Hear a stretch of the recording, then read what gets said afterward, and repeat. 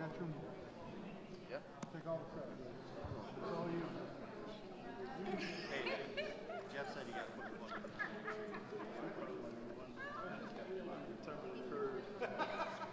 By next election, Depends on what class we say that with. You know, my mom was a teacher at one of the schools I was at. So I couldn't do anything wrong. all right, Charles. Not that I wanted to. I want to show you this. Okay. Start with this. Okay, this.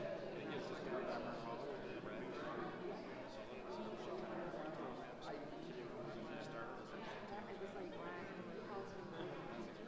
That is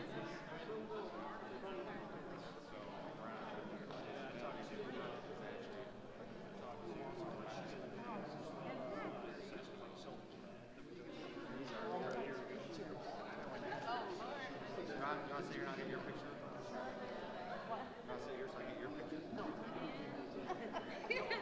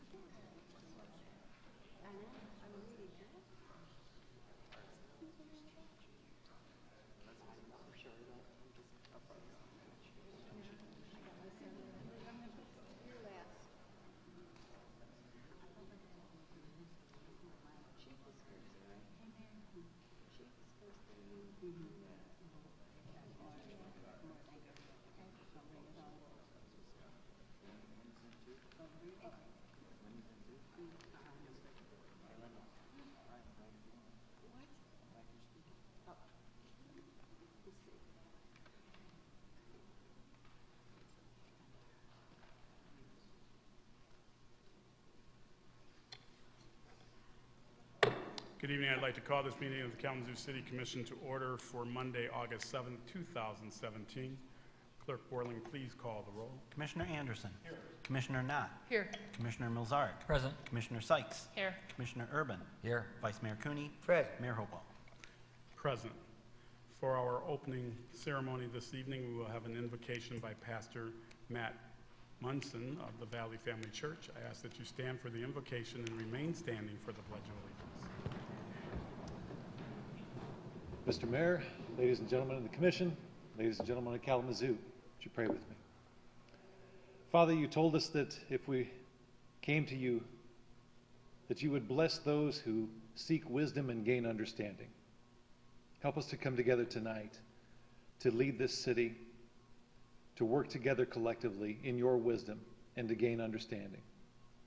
Father, we pray that you would continue to bless this city, to bless these leaders who have stepped up to help lead and to bless this community. We ask this in your name. Amen. I pledge allegiance to the flag of the United States of America and to the republic for which it stands, one nation, under God, indivisible, with liberty and justice for all.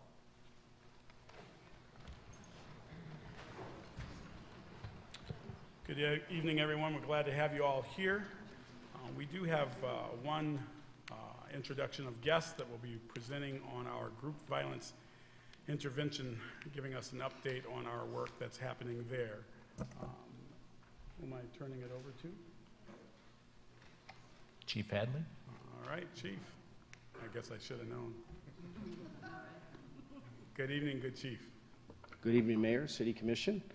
Thanks for having us here this evening to report out on the group violence intervention strategy. I wanted to thank Prosecutor Jeff Getting, who's here in support of this initiative, as well as the U.S. Attorney's Office, who was unable to make it this evening. So, if I may begin. Good evening. It is my pleasure, along with Dr. Addis Moore, the President of the Northside Ministerial Alliance, Dr. Charlotte Davis, the Executive Director of Isaac, and Linda Snyder from Goodwill Industries, to provide you with a brief update on our collective effort in implementing the group violence intervention strategy here in Kalamazoo. KDPS is one of only 26 agencies in the United States who are partnered with the National Network for Safe Communities, engaged in the focused deterrence model. We are also the second smallest jurisdiction to implement this strategy. In November of 2016, KDPS conducted a group audit and shooting review with the National Network.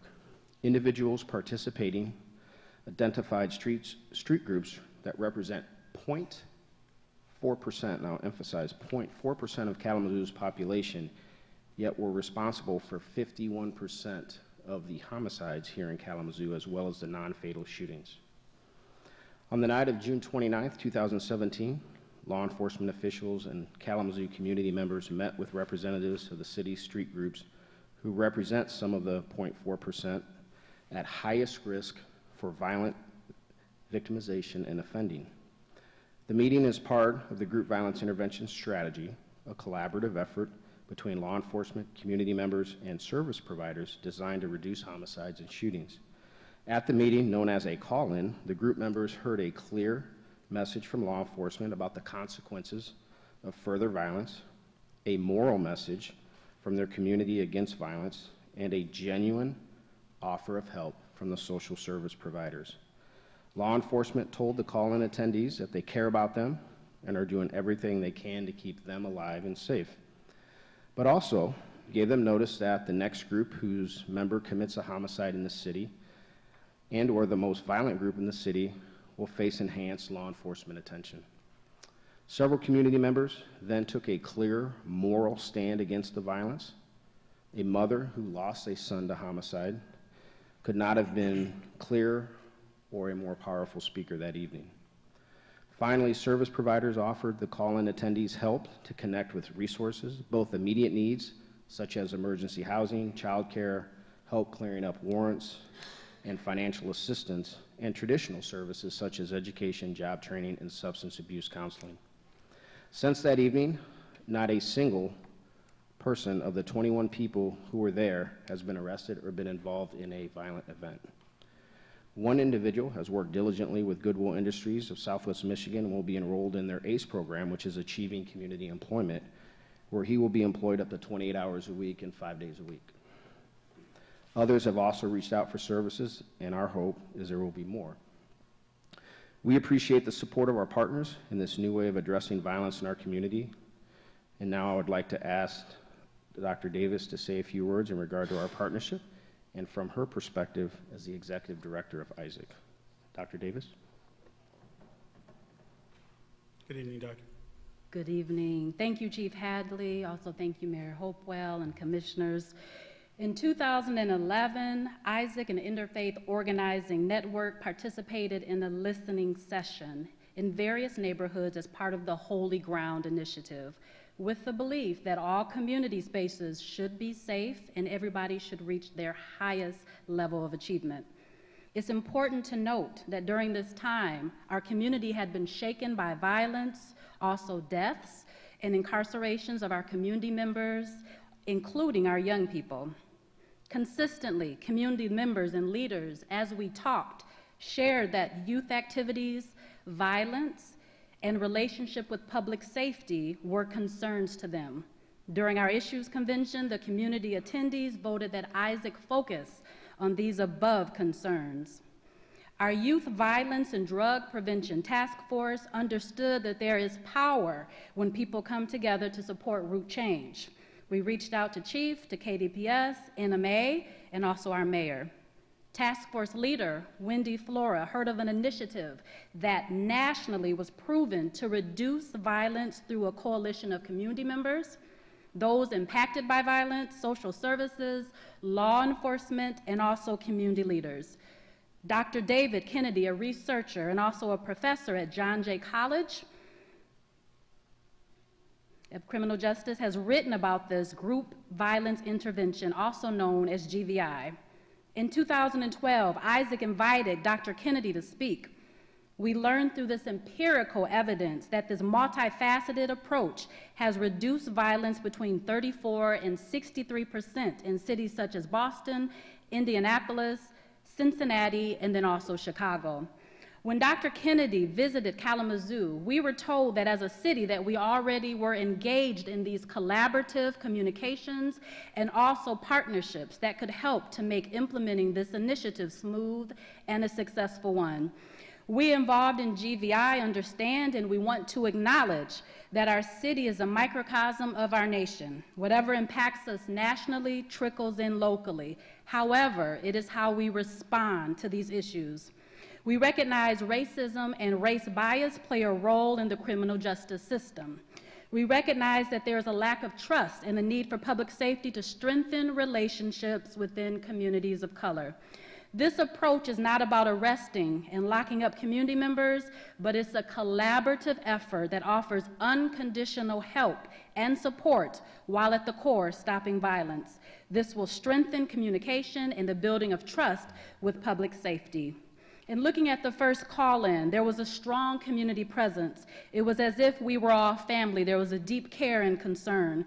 There were powerful messages from faith leaders such as Dr. Moore and a mother who had lost her son to gun violence, and also law enforcement, who reminded these individuals who were called in that we need them alive and we need their purpose-filled gifts and their talents in our communities. We need them to be leaders in our community. To avoid unintended consequences, we listened and we will continue to listen to the feedback from community members and also the community call-in participants. At the core, GVI is focused on keeping participants and community members safe, alive, out of prison, with the resources and help to change their path. We want to say thank you to Chief. He stood before the Kalamazoo community some years back, committed to this effort, so we want to say thank you to him and to all our partners, KDPS as well, and all of our partners. This is a community-driven approach that we believe will strengthen our community's capacity. It will improve public safety, minimize arrest and incarcerations, enhance police trust, and rebuild relationships between law enforcement and community of color. We will tailor this, of course, for our city, and the goal is that we'll keep moving towards equity. Right now, next, I would like to introduce you to Linda Snyder, the Director of Life Guides, Education, and Grants at Goodwill Industries of Southwest Michigan. Thank you. Good evening, Ms. Snyder. Good evening, everybody.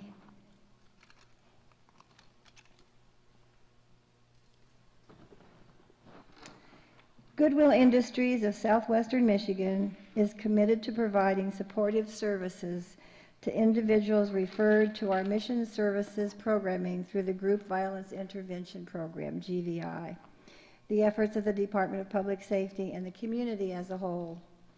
We have a case manager with an educational certification and background in criminal justice who is assigned to the initial intake and triage or referral for specific services through our own as well as community service networks for individuals referred to us through GVI. The case manager also accompanies KDPS officers on custom notifications in the neighborhoods. Our services include what we label as income supports, which assist participants in making the needed connections to being able to obtain identification verification, access to health care, state and federal assistance through the Department of Health and Human Services, legal assistance if needed, and housing networking with Housing Resources, Inc. and other resources to prevent as much as possible homelessness, couch surfing, and sleeping in a car in a local parking lot. We also offer the support of our employment specialists, our current transitional work program, financial coaching, and adult education, either basic literacy tutoring through the Kalamazoo Literacy Council or GED instruction in our own year-round program. Other positions supportive of this effort include the Directors of Mission Services, the Coordinator of Adult Education and Training, and our Health and Community Navigator. We are pleased and proud to be part of this community program, the GVI. Thank you. Thank you. Good evening, Pastor. Good evening, Mayor Hopewell, City Manager Richmond, and to the Commission. First of all, let me thank Chief for his endurance and diligence as we formed this GVI. On the community, and particularly clergy, we get to kind of deal with the broken families that's left behind when the individuals have death in their families. Not only do we get to do the funerals, we get to deal with the broken families that's left behind and support them as they build a new life with loved ones either dead or away from them. So from our standpoint, it's a prayer answered. I've always believed that if we're going to have real law enforcement, it has to be more than just the law enforcement personnel. If it's going to be effective, if the criminal justice system is going to work, more people need to be involved than just law enforcement individuals. My faith tells me that God has made any individual uniquely special, and each individual has talents and gifts to actually be offered to make our community better. This is a unique collaboration with community, law enforcement, and other agencies designed to actually give a concerted effort to give individuals an alternative. For the first time, we get to talk to people before crimes are committed. We get to plead with them and share with them that there is another way. Even though we don't condone violence in our community, we think it needs to be dealt with. But we also believe that individuals should be treated with dignity and respect. And that's what this initiative does. It treats individuals not as criminals, but as individuals of worth and that has something to give to our community. So we don't condone violence, but we said that we don't want our communities filled with violence. We want safe neighborhoods. We want safe streets. We really don't want to see any more young men in particular, or anyone going to prison. We know that the system has already been flawed, and this is a way that we're involved, we've got community involved in a real way up front, a real voice of collaboration to help curtail some of the things that keep sending gifted people to jail. Our community works better when individuals are out of jail, when they are working to make our community better. It's not a good thing to see our streets, and we have memorial signs of death on the streets of our community, rather than children playing and the hope of life. And so hopefully this initiative, and it's beginning to work already, wherein we actually collaborate with individuals that are high risk. Those individuals are high risk of being inflicted by some criminal violence, or those individuals that are more apt to participate in it. So we really want to talk to folk and tell them, we love you, you have worth, you have value, we believe in you, and there can be a better life. So I'm excited about the possibilities, that we want every individual to succeed and actually pour back in our community and make it richer. And so I really want to thank our partners that engaged in this, and I'm hopeful that our communities will be much better because of this initiative. Thank you. Thank you, Pastor. Again, thanks for all the support. Also want to recognize the Kalamazoo Foundation, who's here this evening, who's been a supporter of this, as well as Pastor Lindsay Bell, who just showed up. So appreciate all the support. Be happy to answer any questions that you would like. Questions, commissioners? Commissioner Anderson? I appreciate you coming here, and I appreciate everybody coming here tonight and talk about it. And it's obviously the kind of thing that we should be doing it, and I'm so proud that we are doing here in Kalamazoo. At what time are we going to start talking about some data? Are we gathering that data, and when would be, are we going to be able to talk about that in a way that, you know, is meaningful and kind of adds to the conversation? Let me give you some data sets just that we got today that Captain Boyson, who's really been the shepherd and champion of this program from public safety. We started doing focused deterrence in 2014, really doing custom notifications. We didn't do any call-ins, but we started doing focused deterrence and really addressing the very small group of individuals that we know have a high propensity for violence. So in 2014, we had about 47, I believe, non-fatal shootings in the city of Kalamazoo. In 2016, it went down to 18, I believe, and so far this year we're at 14. And then the group involved portion of those shootings has had a trajectory downward ever since 2014. So that's some initial data sets that I can share with you this evening. The national network will help us as we move forward collect, analyze, and frame the data so we can present those data sets as we go forward. But we've already met or have seen some significant success.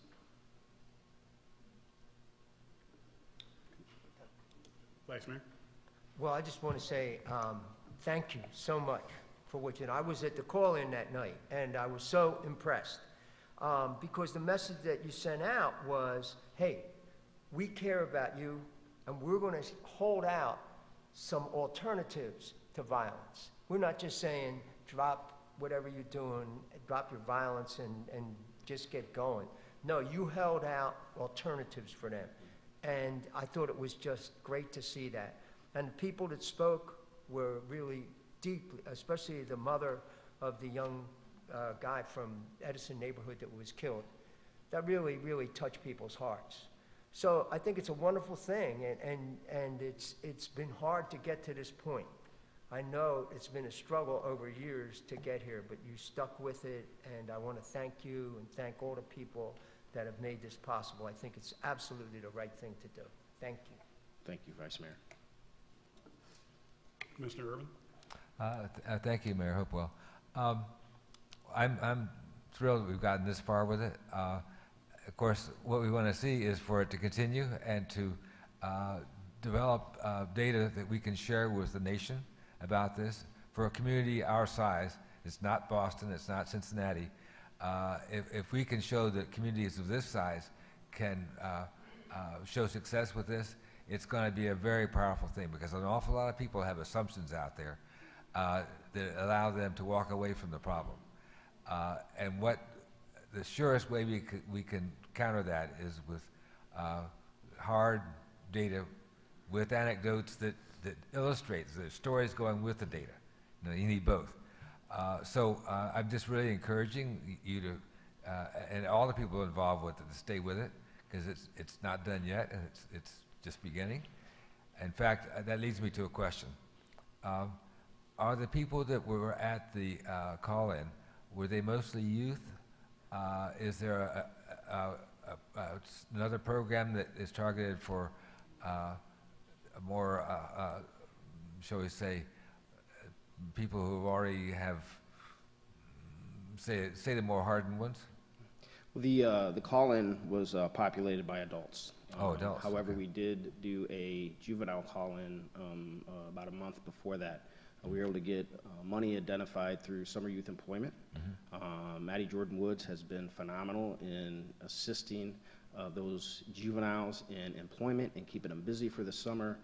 She has just been fantastic. I just can't say enough about her. So we had about 10 or 11 boys and 10 or 11 young ladies that are employed, busy, and active in the community doing something positive for the summer. And those were individuals that had not had a good history with public safety in terms of number of involvements and things of that. I think the figure, Captain Boyson, correct me if I'm wrong, was those collective 18 or 19 juveniles had over 700 involvements with public safety. And that's not a great data set to throw out there. But what I can tell you is we got together, we got all the resources we could for them. And there's been some successes in that. So we're really proud of that initiative as well. And one thing I just want to note, some of this is the first time we're saying this publicly, because we wanted it to be understood that this is a genuine effort to help them. So whether or not the media is here covering this or not, honestly, I could care less, because we just want to do the right thing in the right way for the right reason for these juveniles and for these adults to try to get them on a better path, keep them out of prison, keep them safe, and keep them working towards being a better citizen for the city of Kalamazoo. So. I'm glad you have programs in both, or foci on both populations there. Good. Thanks. Thank you. Commissioner Sykes? So two things I just want to highlight that I heard tonight that I really want to highlight and appreciate. One was a comment about root causes and root issues, and I think it's so easy for us to get caught up in fixing a symptom as opposed to that root cause. Often people will hear me say stuff about Band-Aid answers, Band-Aid projects, things like that. So I really appreciate that we recognize the need to address root causes. And then additionally, I got, this is going to sound wonky or silly, but I got chills a little bit hearing folks talk about how these individuals have value, right? Each individual in our community has value, and it doesn't matter how many contacts you have with law enforcement, it doesn't matter maybe what your past is. Each and every person has value. And I am so moved and so appreciate our community for coming around each individual and recognizing the gifts that they have to bring. I think that's so incredibly important if we're going to all move forward together. My question for you is, do we have plans to maintain contact with the people that we've talked to, check back in on them? Maybe they haven't followed up with services and we need to make sure that they're covered, and maybe it takes another 2 or 3 touches for them to really...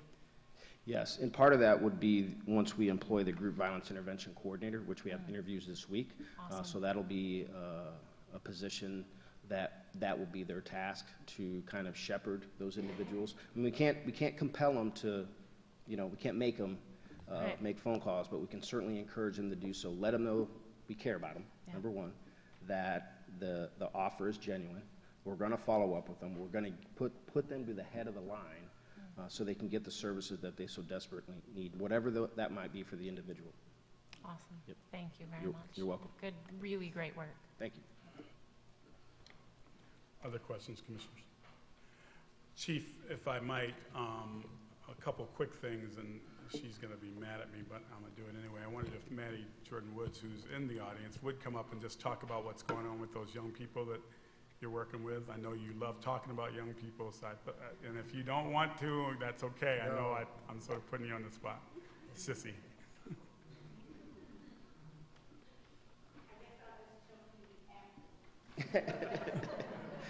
I figured it was coming. Oh yeah, that's right. No violence. It'll be a soft show. A soft show. So really, they're absolutely right. I think that what needs to be taken out is that when we were approached about the young men, there was a feeling of how they were. They've always been respectful at NACD. I tend to have, I have that grandmother kind of effect on them, but I am really proud of them. They worked at a National Night Out, a couple of them. They're called the Northside Young Entrepreneurs, and we decided to mix not just the young people who were getting in trouble, but there's 3 other youth that said, wait a minute, don't we get to work? We should be rewarded for good behavior. So of the it's 2 groups that are meshed together. And the young men want to start a laser tag business on the north side. And the other group is saying they want to do the smoothie business. So we're going to bring them together. And we've kind of talked with Dave Boyce, and they got on the internet. They looked at how much it costs and everything. So we're working to bring it together, and we're hoping that it will continue. We committed to a year. Without resources, we might add, that we were asked to do it without resources, and there were some people that stepped up to the plate. And public safety has really been working well, and we have some young men that I think that we need to take that extra step for. They're budding engineers, and no one knows it, and they're doing it. They built the boxes for the Let's Build a Literacy Park that'll be on August 26th. They built the boxes for them, and they are building replicas of inventions that were made by Black people that will be installed in the park. So we're doing some things with them, and we're looking forward to continuing it. So thanks for doing a shout out. And I guess what I'll do is I'll bring some of the young men so they can come and talk for themselves, because I think we do too much talking. Thanks. Thank you. I'd also like to take one other privilege. If you are with Isaac, would you please stand?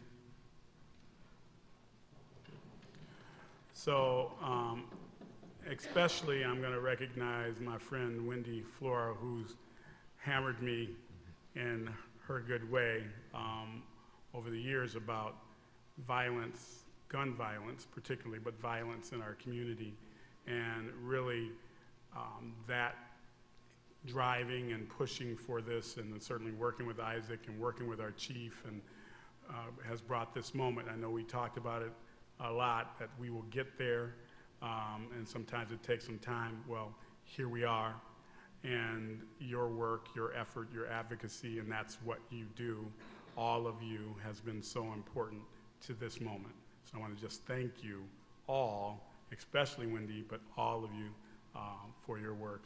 Doug King, I see you back there. Thank you, all of you.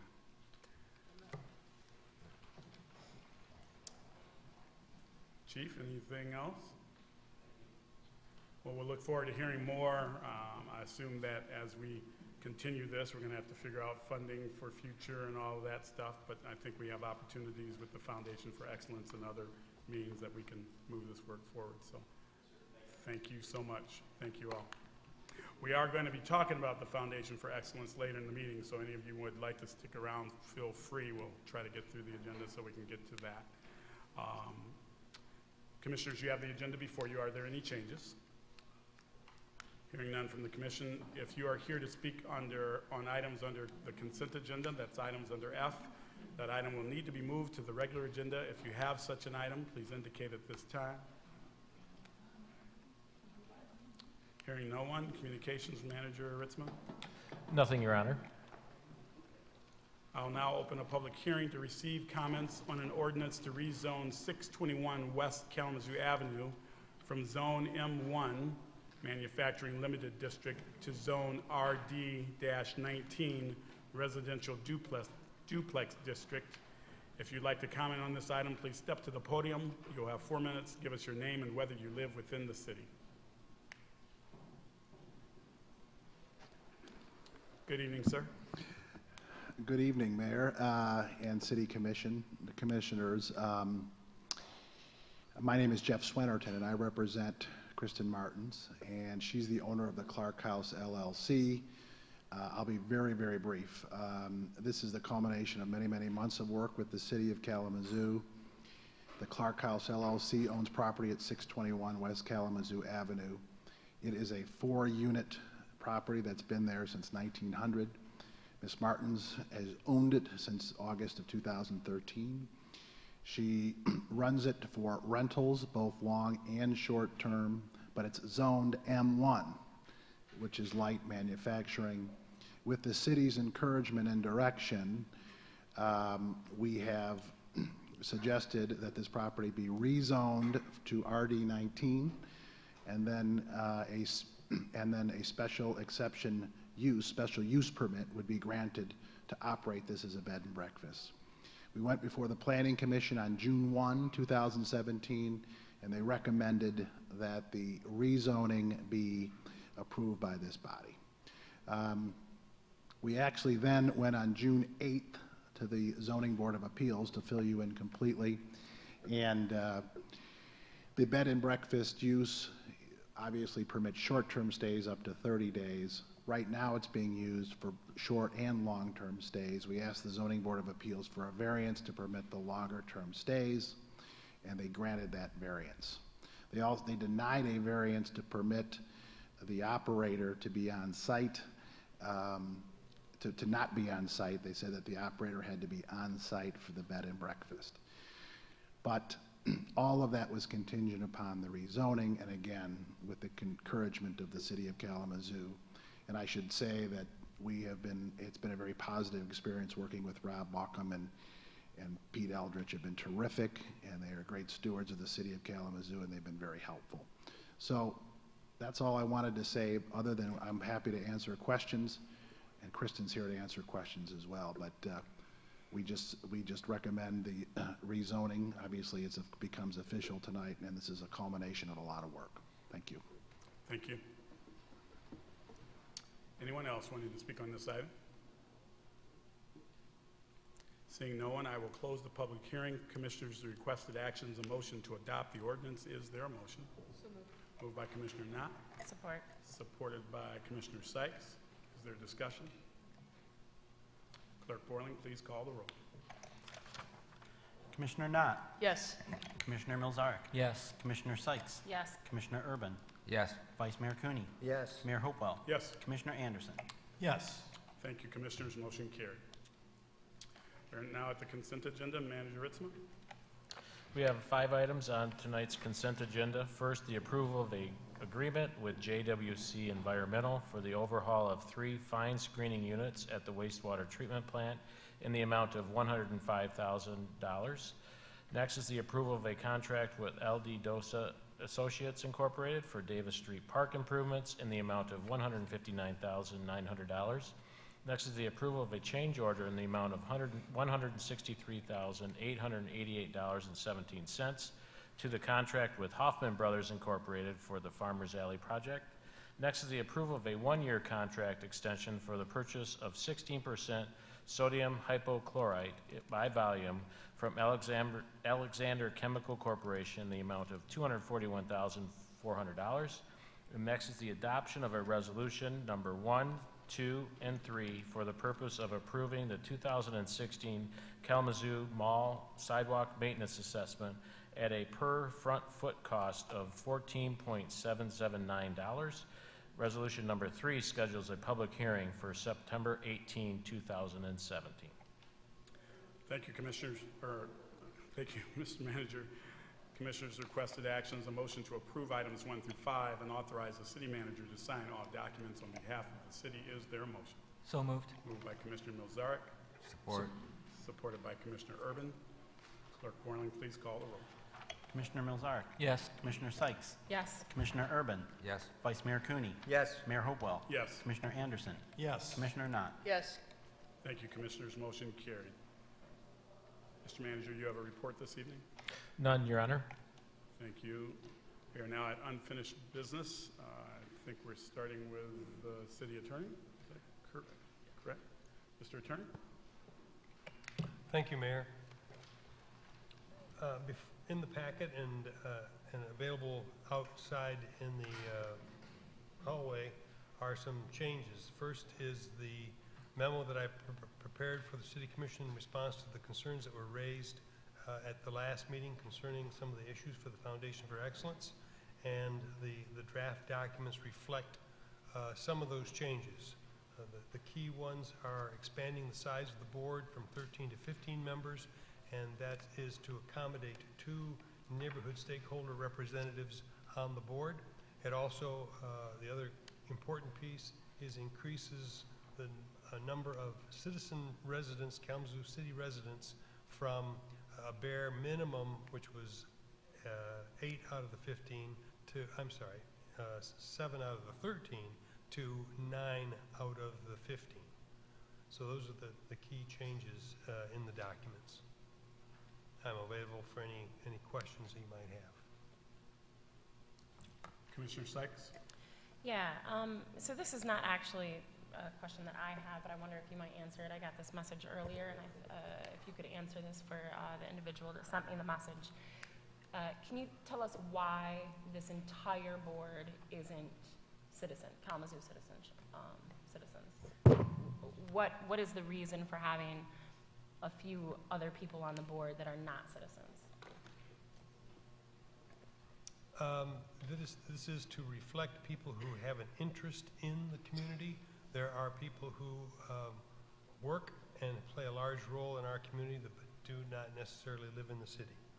And so, for example, and again, I can't vouch for everybody, but I don't know if the the CEOs of, for instance, Borges and Bronson both live in the city. And so if you wanted somebody from the healthcare sector, if they both lived, say, in Portage or in Texas Township, they still have, their facilities are key players in our community, but they would not be eligible to sit on the board. So that's one reason for it. There are other people, even well down the scale. You don't have to be the CEO. You could be a middle manager or even somebody who's working on the floor, if you will, who may come to Kalamazoo to work but may not live here. And that was one of the things that came out of the Blue Ribbon the Blue Ribbon Committee that was formed. And I can't quote the number. Perhaps Commissioner Milzarek can, if his memory is better than mine, the number of people who come to work every day in the city of Kalamazoo but don't live here.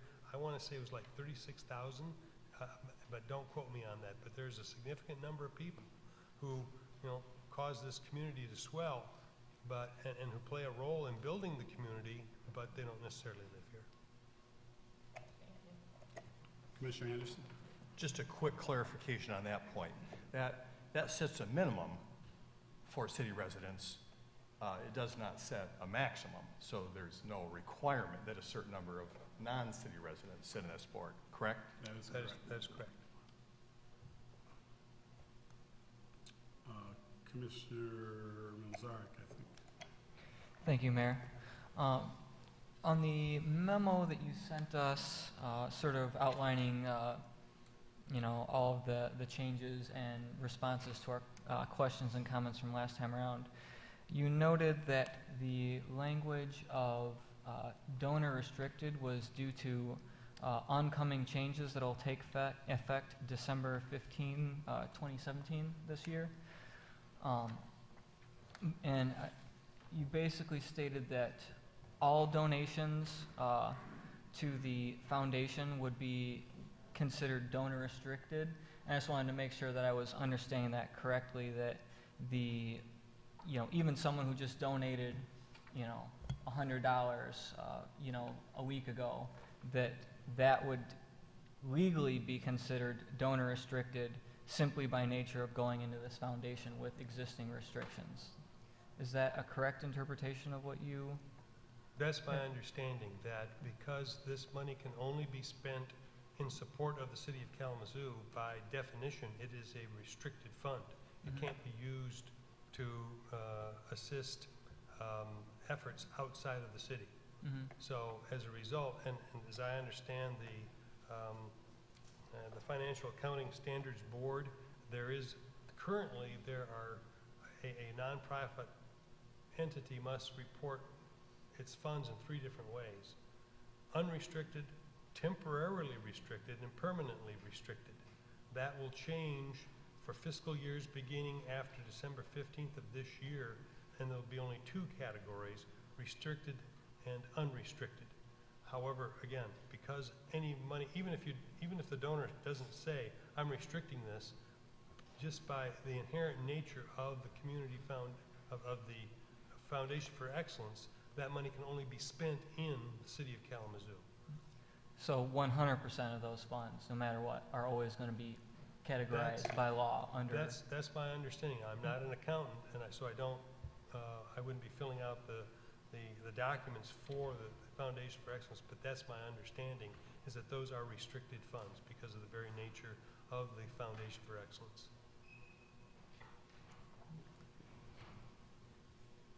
Thank you.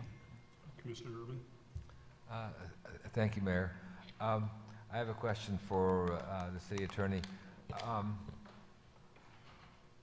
When you said that the foundation funds can be spent only in Kalamazoo, well, I think that's great, but I need to have some clarification about that.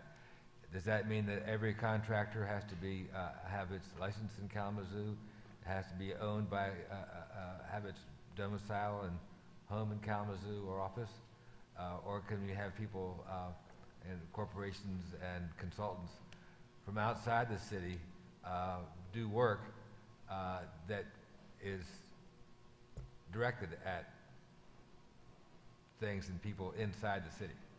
I just want to get clear on that. It would be the latter. Thank you. Commissioner Anderson?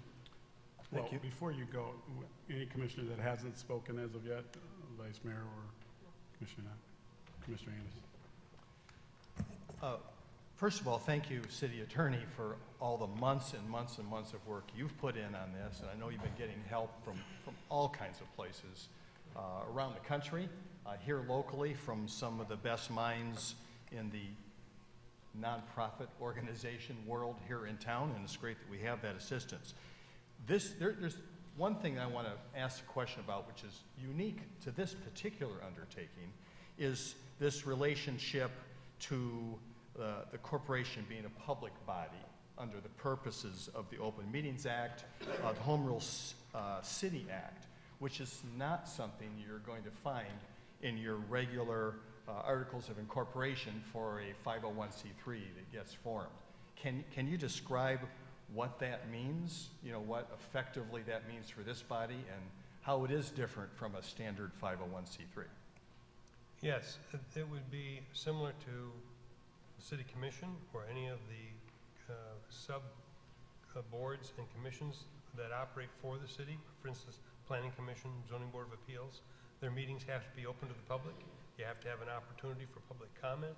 They have to be noticed. You have to adopt a calendar of meetings after you organize. Usually it's the first meeting of the year. So all of that type of process has to be in place and publicly displayed. I mean, most private foundations, if they are open usually very rarely if they are, and they can do their work, if you will, behind closed doors. Now, there's nothing wrong with that because they're a private entity. I think maybe the contrast is going to be stark, but a good example may be the Kellogg Foundation. It's a private foundation. It's one of the largest in the nation and the state, but they do all their work in a boardroom that is not open to the public, and they spend their money globally. A lot of it's spent in downtown Battle Creek, but they spend it globally, and that kind of thing. And you can make a restricted gift because you can say, I only want this to be spent in Battle Creek, or I want this money spent for a project that you're currently doing on the continent of Africa. That's all accepted, but you don't hear about that except when they make a public announcement.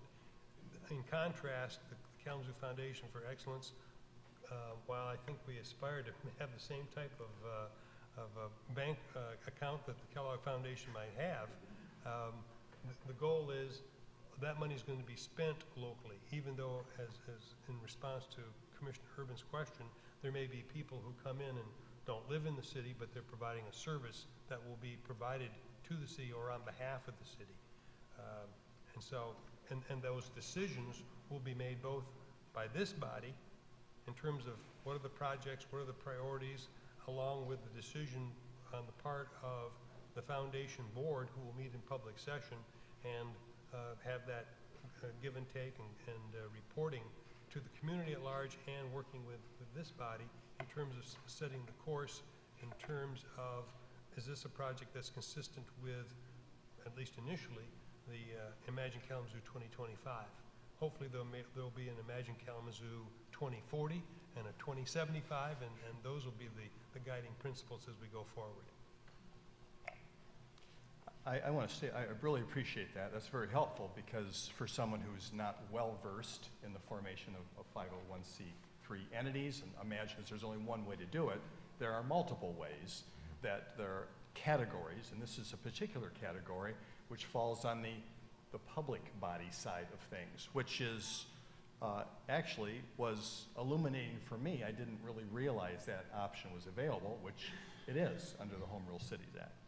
Just a little bit more, though, at the 30,000-foot level. Can you describe just a little bit, what is it that we're doing here? I mean, what are the Articles of Incorporation? What are the bylaws? Who says we have to create these, and what is their purpose? Well, this is being formed pursuant to Michigan's Nonprofit Corporations Act. So the authorization comes from the Home Rule Cities Act, that the legislature said cities you may create a nonprofit entity, and you have to do it pursuant to our statute for nonprofit corporations. Now, you can follow all of that. Now you also have to go to the IRS and say, we'd like to qualify as a tax-exempt body as well. We have to follow your rules in that regard. And that's what these articles do.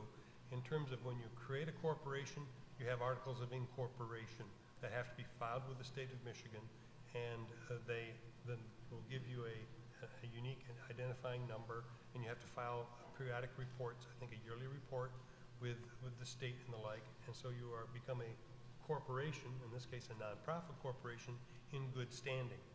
The other part of this is the bylaws, and that is I think probably the best analogy is the articles are kind of like the city charter, and the bylaws are kind of like the city ordinances that put into effect kind of the day-to-day business, how we're going to work the organization. It's supposed to be a little more flexible a document in terms of how you go about doing your business and the like. And related to that, then I presume that these bylaws and articles are binding in terms of operating principles on this entity that's being created. But that being the case, could this group get together one day and decide, well, we just don't like how that's working, we're going to vote to change it? You know, what allows for the principles incorporated here to last in some perpetuity?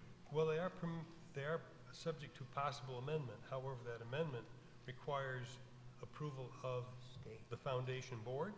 It requires the approval of this body, and it requires approval of the Michigan Attorney General, or at least the Assistant Attorney General, who is in charge of, I don't have the correct division in that office, but they oversee charities. So there's a three-part process to changing both the bylaws and the Articles of Incorporation. And the city commission, whenever that is one of those three necessary entities that would have to go along with any changes that occurred. That's correct. Well, I'm going to ask mine because, Vice Mayor, go ahead. One thing. Well, I just want to say that thank you so much for this, because I think this shows a couple things.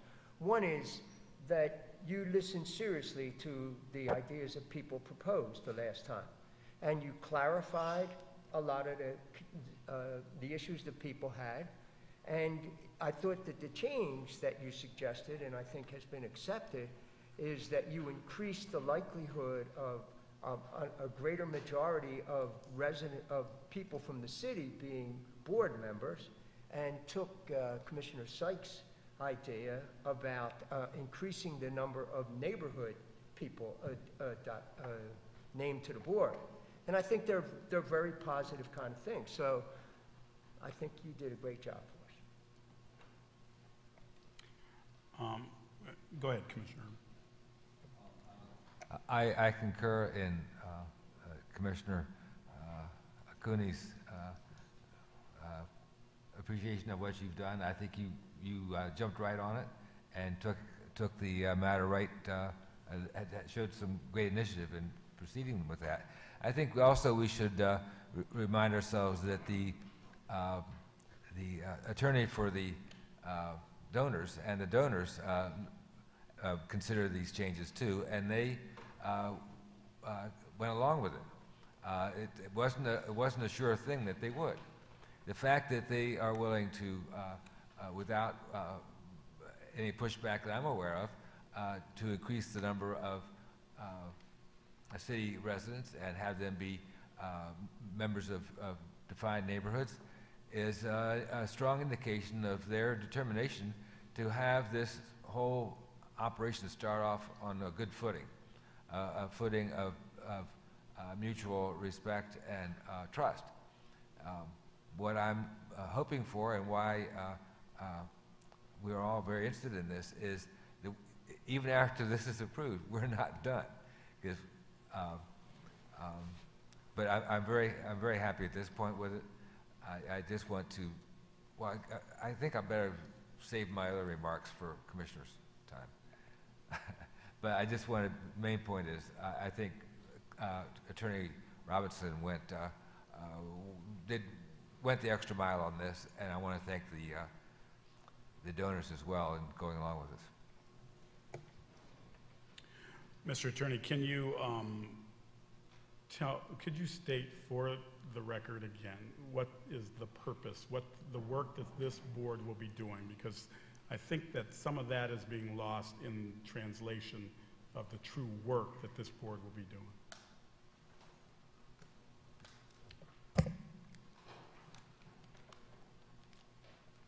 I think the easiest way to answer that question is probably to quote from the document. Sure. This board is intended to be, show leadership. It is not intended to be a rubber stamp. That was made clear. And I think the rationale for that is well thought out, because if it wasn't going to be a responsive board, then people probably wouldn't want to sit on it, if they wouldn't want to spend their time, if they're not going to have an active role to play. And so that said, you're going to get hopefully motivated people who will sit on this board. But the goal is this of the board is to solicit funds for the board. It is to accept donations, to create policies regarding those donations, to create a fund and monitor that fund as it is invested and grows. It is to, they can manage property. There may, for instance, somebody may decide to bequeath a donation of property, or either tangible or intangible property, and they can put together policies to how are you going to deal with that in terms of converting it to cash so it can be put into the fund.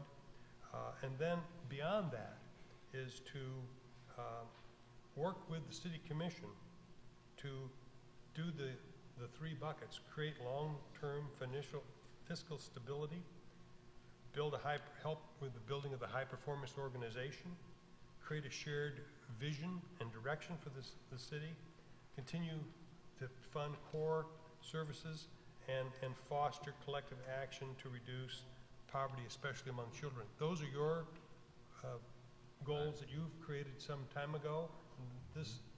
Those principles are incorporated in this document.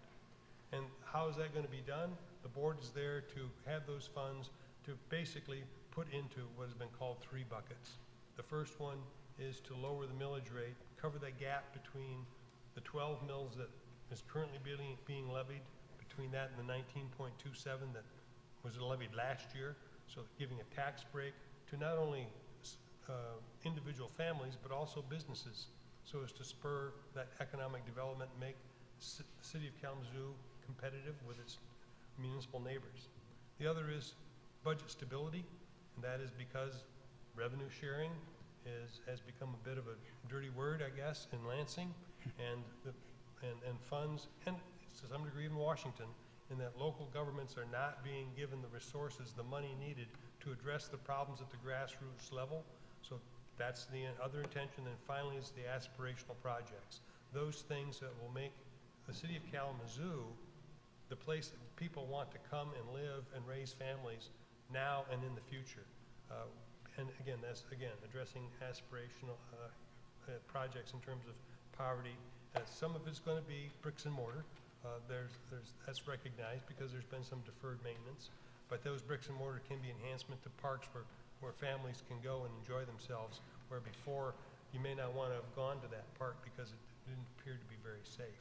So it's those kind of things as well. So that's what the board does, but it'll be working with the city administration and working with the city commission to set those goals, set those aspirations, and chart a course as to how it gets done. And Mr. Attorney, or Mr. Manager, but just for clarity, anything that they review, so budget priorities or action priorities or whatever, comes from the city. That's correct. That's okay. So whatever's been designed around the Magic Kalamazoo or whatever's comes out of the budgeting process that is a public process that we ask for citizens to be involved with every single year, that's where those items will come from through that process. Okay. Mr. Manager, do you have Anything else? Yeah, I'd like to ask Carrie Pickett-Irway, the CEO of the Kalamazoo Community Foundation, to come forward. She has some comments relative to restricted assets and board composition and other comments. Thank you very much for the opportunity to share some reflections. I want to first start by saying thank you to all of you. I have been incredibly proud as a resident of the city for the deliberations and the thoughtfulness of your questions as you've been reviewing these documents.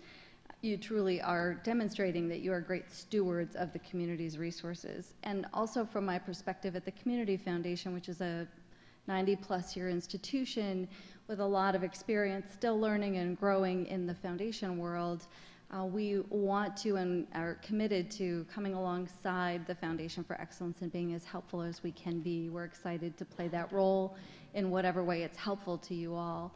So just some more clarification from our perspective. And first I need to clarify, I'm not an accountant. I don't have a CPA. And I encourage you to seek financial advice from those who have those degrees.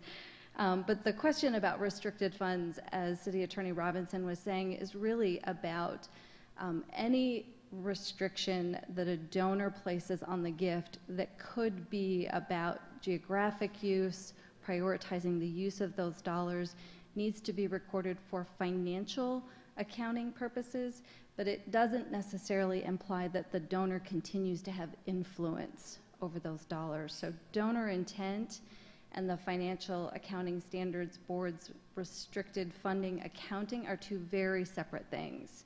So if I made a gift to the Foundation for Excellence and said that I wanted it to be used in the Vine neighborhood, that's a restricted grant.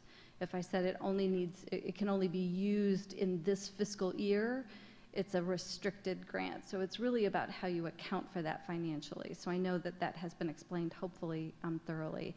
And that's really a practice that foundations have developed over time in order to maintain our IRS standing, good standing. I wanted to mention a couple of other things too in response to Commissioner Anderson's question about the articles of incorporation and the bylaws. There's another set of documents related to policies and procedures. And what we've seen with nonprofits in our community and foundations across the country, you want the articles and the bylaws to really outline those consistent core practices and the boundaries for what that organization stands for.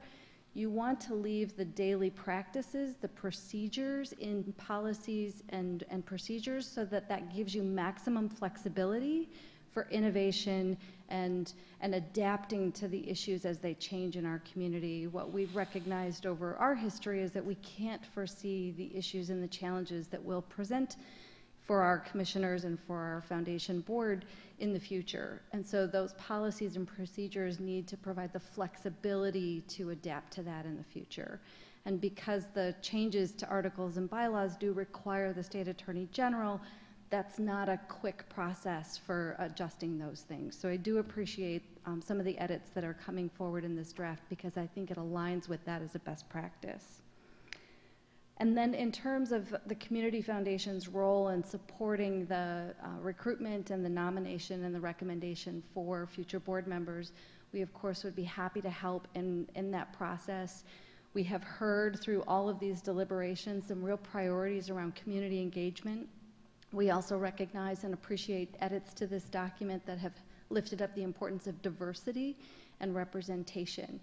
So we really encourage in that process that the goals of the composition of that board be highlighted as the priorities as opposed to the process for how you reach the nominations for the city. We think that the process can be easily documented outside of these documents as long as the goal about diversity and representation and resident participation are highlighted in these documents. So again, I just want to reiterate, we are excited about this effort. The goals of the Foundation for Excellence align with the Kalamazoo Community Foundation's mission and our priorities, so we're happy to be helpful in whatever way we can be. Commissioner Knott, you have a question for the President? Yes, thank you. Carrie, in your expertise... Microphone.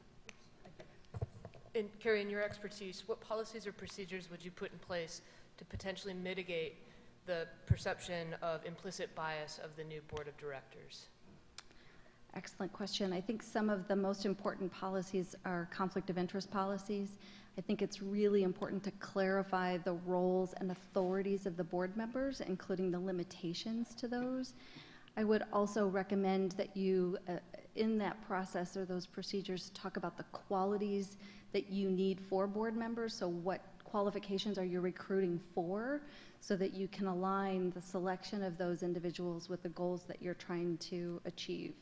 And so all of those, I think, provide some checks and balances related to implicit bias and conflicts of interest. Mm-hmm. Other questions? Commissioner Urban? Thank you. I have a question of you regarding your comments about separation in foundation work between donor intent and the accounting requirements that are necessary. You didn't, I didn't hear anything in what you said there about the degree to which the foundation is bound to bound by the donor's intentions. I mean, I need some clarity on that. Sure. So a donor has an opportunity to offer a gift to the foundation that may come with some restrictions. Mm-hmm. The Foundation for Excellence would have the opportunity to accept the gift under those restrictions or not. Mm-hmm. And so the intention behind that would need to be honored if the gift is accepted. And so then the accounting process for that is that whatever the restrictions are, that would be listed on your financial reports as a restricted gift. Okay, thank you. So that basically says that the board of directors can decide not to accept a gift if the donor's intention is something other than something that aligns with those 5 priorities that the city manager and the mayor mentioned, and it's in the document. That's enough assurance for me that we can refuse gifts if they're not consistent with the 5 priorities. And if we do accept those gifts, because we feel they are consistent with the 5 priorities, we're willing to abide by the commitment to deliver on that. Well, that's what I wanted to hear. If that's, is my understanding correct? I hope it is. If it is, I'm satisfied. That is correct. Good, thank you. Other questions for the President? Madam President, thank you so much for being here. Appreciate it. Mr. Manager, you have anything else on the side? Oh, I'm sorry, Commissioner Milzarek, my apologies. Thank you, Mayor. I wanted to wait for questions to end because essentially the last item I wanted to touch on this, I will be making a motion on, so I believe that should fall within that discussion. So at that I would, you know, I had initially intended to perhaps have an actual language to motion on, recognizing my, you know, new information on the changing terminology of donor restrictions. I think it'd be more appropriate for me to motion to task staff with said changes, should obviously we adopt the motion. So I'd like to motion that we task the city attorney to draft language that would, in the Articles of Incorporation, further restrict the ability of donors to specifically restrict where their funding can go within the foundation. You have a motion? Your support? Support. We are in discussion. Thank you. So to give a little background on this, I guess I just want to read from the memo drafted by the attorney, which states, theoretically, the receipt of large amounts of funds received by the FFE which seek to further restrict how they may be spent could create a shortage of otherwise unrestricted money to support other actions or obligations of the FFE. However, the FFE board is not obligated to receive a gift with conditions, and it is possible to negotiate with a potential donor so as to create flexibility in the manner in which the donor restricted funds are spent so as not to impair the ability of the FFE to fund its obligations as a supporting organization to the city. And to me, what this reads as is, you know, something that goes contrary to the notion that the city budgeting process is 100% what will be dictating where all of this money will go. Because as it states here, it is legally, theoretically possible for this, the restricted funds to then take away from other things and then essentially set its own budget based upon the amount of restricted dollars. If the vast majority of these dollars come in saying this or that is restricted, they're essentially then budgeting where this money goes. And the negotiating entity on that budget is the foundation board, not the city commission. And that does not seem consistent with sort of my understanding of how this money would come into a large pot and then move forward. I want to absolutely recognize the need for flexibility in the future, because I agree that that is vital, and point out that the flexibility is built into the three sort of pots of money. You know, the property tax reduction, the deficit stabilization, and then third, and this is where it's at, the support of resident-driven initiatives. If our community has vastly different needs in 20 years or 50 years, we're going to see that through that community visioning process, resident-driven, and then the city commission, as the final entity that budgets our budget every year, has the ability to set those priorities.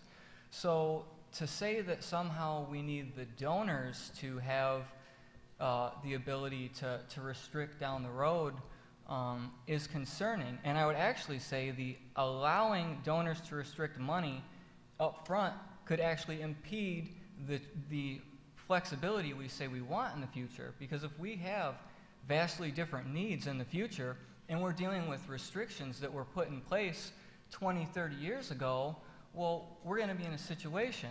And quite frankly, I don't know why why we would want to be in that situation. I recognize that the Articles of Incorporation are setting that core principle. And I think the notion that the budgeting of these dollars is a city commission job led by resident-driven priorities is a core principle that should last in this document in perpetuity, or, you know, obviously there's still the ability to change these bylaws. So I strongly think that we should be exploring draft language to restrict the ability of donors so that everyone knows up front. You know, we love our philanthropists. This is a great thing we're doing. Throw into the pool. We already have the prioritization set out. I think it gets really messy. So that's where I'm at, and obviously, you know, I know there are a variety of opinions. We can talk about it and move forward from there. Thank you. Commissioner? Other commissioner comments? Commissioner, or Vice Mayor? Yeah, I just want to make sure on two things. My understanding is that the Foundation for Excellence should not be accepting any money unless it fits in those three categories of helping us to balance the budget, restricting the taxes, and our aspirational project. The second thing is, not $1 of foundation money can be spent unless the city commission consents to that. So the control of all the money is in the city commission in the end. Is that right, City Attorney? Yes. Thank you. Commissioner Sykes? Yeah, so to help me better understand how this works, because you know, I agree with Commissioner Milzarik's comments. Vice Mayor COONEY, you bring up good points. So go with me here. Let's say, you know, hypothetically, 20 years from now, right? The vast majority of donations that come into the foundation are earmarked for a specific neighborhood or a specific pillar, right, within our 5 pillars. And so, you know, the foundation is happy to accept that money because it helps to cover that cost.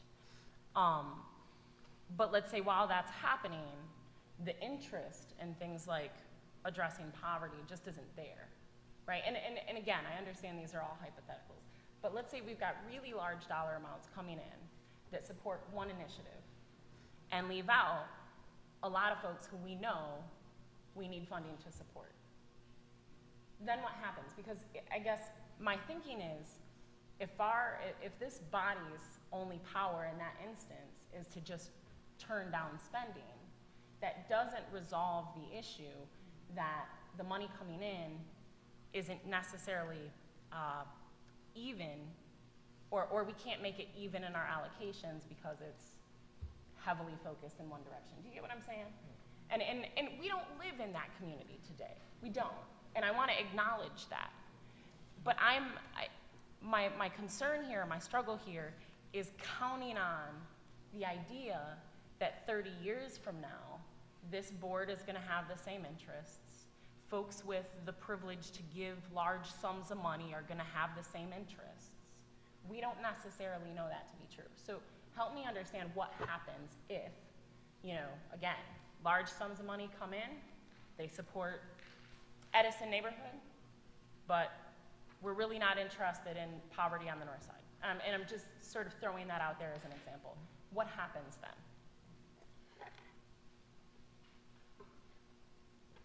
So my comments, and I don't know if she'd be willing to come back up and talk about restricted gifts and a foundation that's been doing this for 92 years and is still in existence now, probably the most basis for answering the question.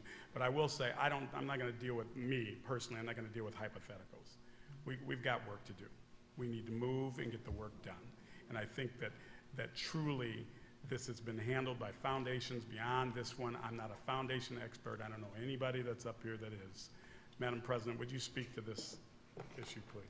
I will do my best.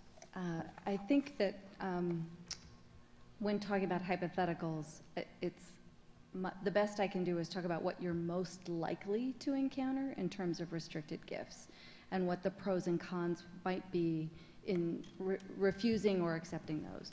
So what you are most likely to experience is restrictions within the pillars. So a significant gift, but only to fund aspirational projects or only to fund a specific poverty reduction activities.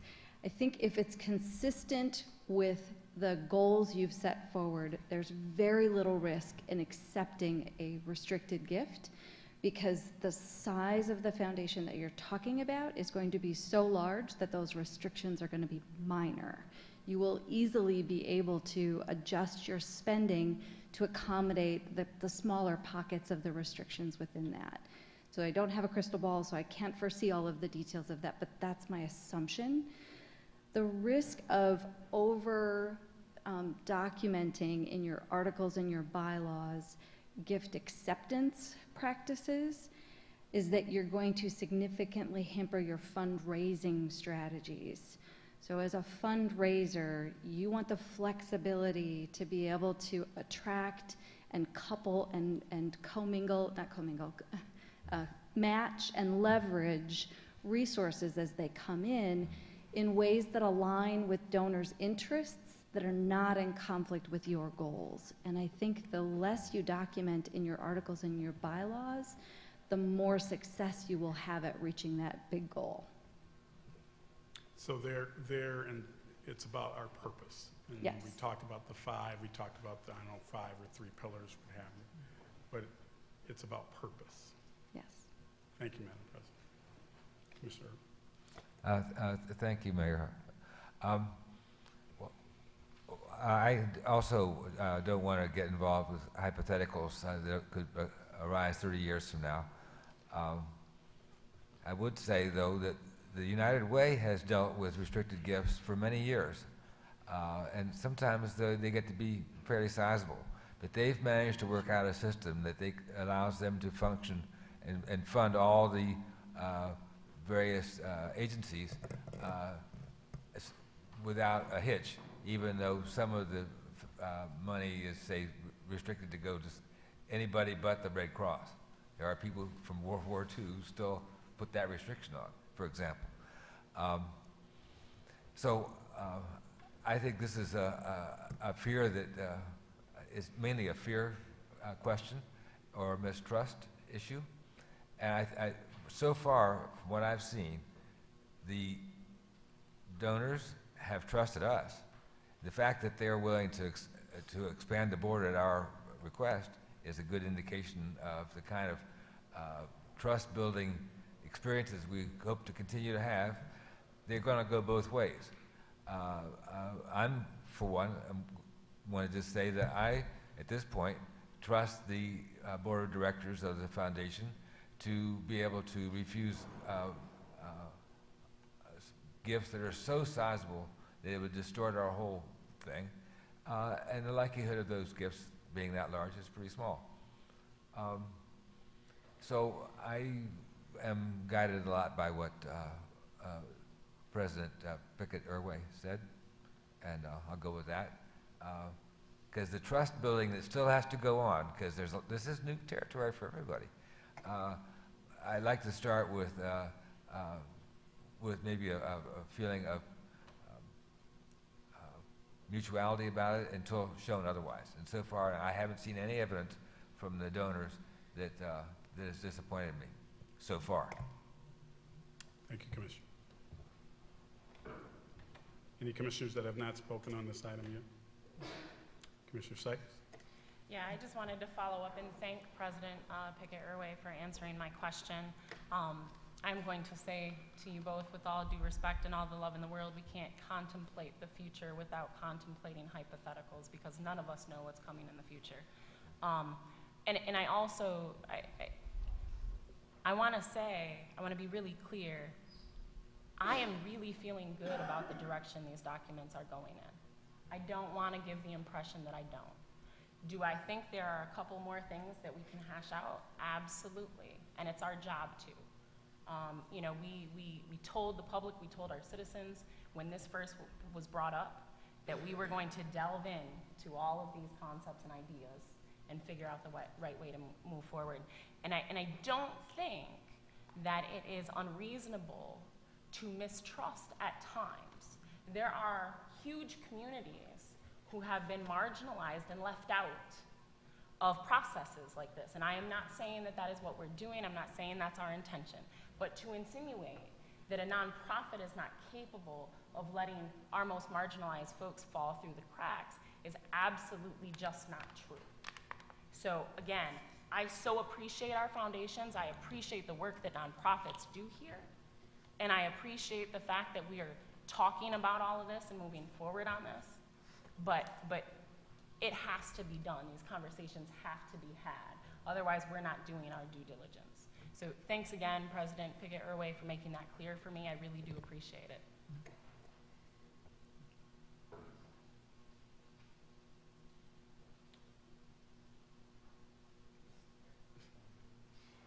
City Manager, sure. Okay, and just thinking this through and how we started with the Foundation for Excellence, the fundraising is really separate component from the board utilizing the funds for the purposes specified by the setup or the arrangement of the Foundation for Excellence. The lead donors are also going to be the campaign co-chairs, and they've put together a statement of donor intent. And it's very clear in the statement of donor intent that they are pledging and will make sure that there's appropriate funding for these three buckets. That being said, then the board would make sure the funding request from the city is in line with the donor intent and everything else that's specified in the documents, and then the board would be the check on that. So I think we need to separate the fundraising from the board work and the work going forward in perpetuity as two separate parts. Thank you. Other comments? Commissioner Milzart. Thank you, and I'd like to thank everyone, you know, for their comments in the discussion. You know, without going much further into it, I just want to recognize that what we're creating here is truly a first of its kind entity. There really is no example of a foundation of this nature and size supporting this percentage of a municipality's general fund budget. So that's why, I want to mention that in reference to why I bring this up and why I motion this, because we aren't creating a charity foundation that, is supporting all these various little programs. I mean, if 50% of the Kellogg Foundation's money came in restricted for downtown Battle Creek, that would prioritize 50% of their funding going to downtown Battle Creek, which is fine. So I bring it up because it is under the legality of what we have here, theoretically legal and possible that you could have restricted gifts and the foundation board could accept them that would then, to some degree, prioritize where the city could spend these dollars. Yes, that's a hypothetical. Obviously, I have no hope that that would ever happen, but I feel, obligated to point out that it is legally possible to where, these articles and bylaws, as is, you could have large enough, dollars come in with restrictions that would then set the priority. Because it is my understanding if there are restricted dollars and it is a large enough portion of the pool, the city could not simply just shuffle things around. I definitely understand shuffling things around with different pots of money. But it is, as is, legally possible, theoretically, that could be hampered. So, obviously there's a lot of differences of opinions. I respect everyone's opinion, but I thought it was a very valid discussion and worth us having a vote on the record for. Thank you. Anyone in the audience wanting to speak only on the motion that has been made, please step to the podium. You'll have 4 minutes to give us your name and whether you live within the city. Again, related to the motion that was made. Good evening, sir. Good evening. My name is Zachary Laster. I live in the city of Kalamazoo. Thank you, Commissioner Milzarek, for bringing this motion, and Commissioner Sykes for supporting it. First off, I want to say thank you to the donors. Other cities are having conversations on what cutbacks are they making of essential services. We're having conversations on our future at this point, and I think that's really important to recognize. We also need to recognize that this document isn't about this body. It isn't about the donors. It isn't about the next 10 years. It's about the next 50 years down the road when we can't see things. And we all think about the hypotheticals. We all think about the what ifs. We all do that all the time. That's why we have so many laws on the books for the odd rules that get broken or never are broken, and we hope never are. But, we have odd zoning rules for that too, the what ifs and the hypotheticals. And this is real work. The implication that it's not is kind of disturbing to me. What's going on right here, right now, is real work, and it's really important. I support the idea of the Foundation of Excellence. I think it's really important. However, this isn't a normal nonprofit. This isn't a normal foundation.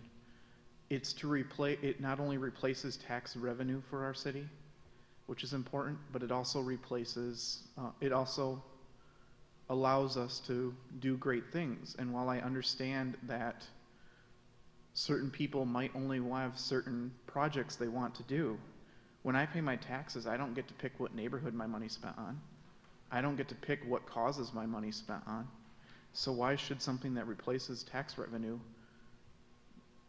someone be allowed to pick their favorite neighborhood or their favorite cause? I think if someone has a favorite cause, there are already great nonprofits in our neighborhood that can help and are already on the ground with a lot of these things, or neighborhood associations even that you can give your money to if you're so. But I think it's important that these money given to the Foundation of Excellence be used by the city of Kalamazoo, and that's the only string that can be attached. When you, as a body, brought up this to the community, you told us over and over and over that there would be no strings attached to money given to this. Those words were used over and over by numerous people up there. They were quoted in the media. And when we talk about trust, I think that it's important that you realize that you as a body told us, the community, that there would be no strings attached. You told us that numerous times, and I think that needs to be recognized, that if you want us to trust this process, you need to follow through with what you promised us. Thank you. Thank you, sir. Next, please.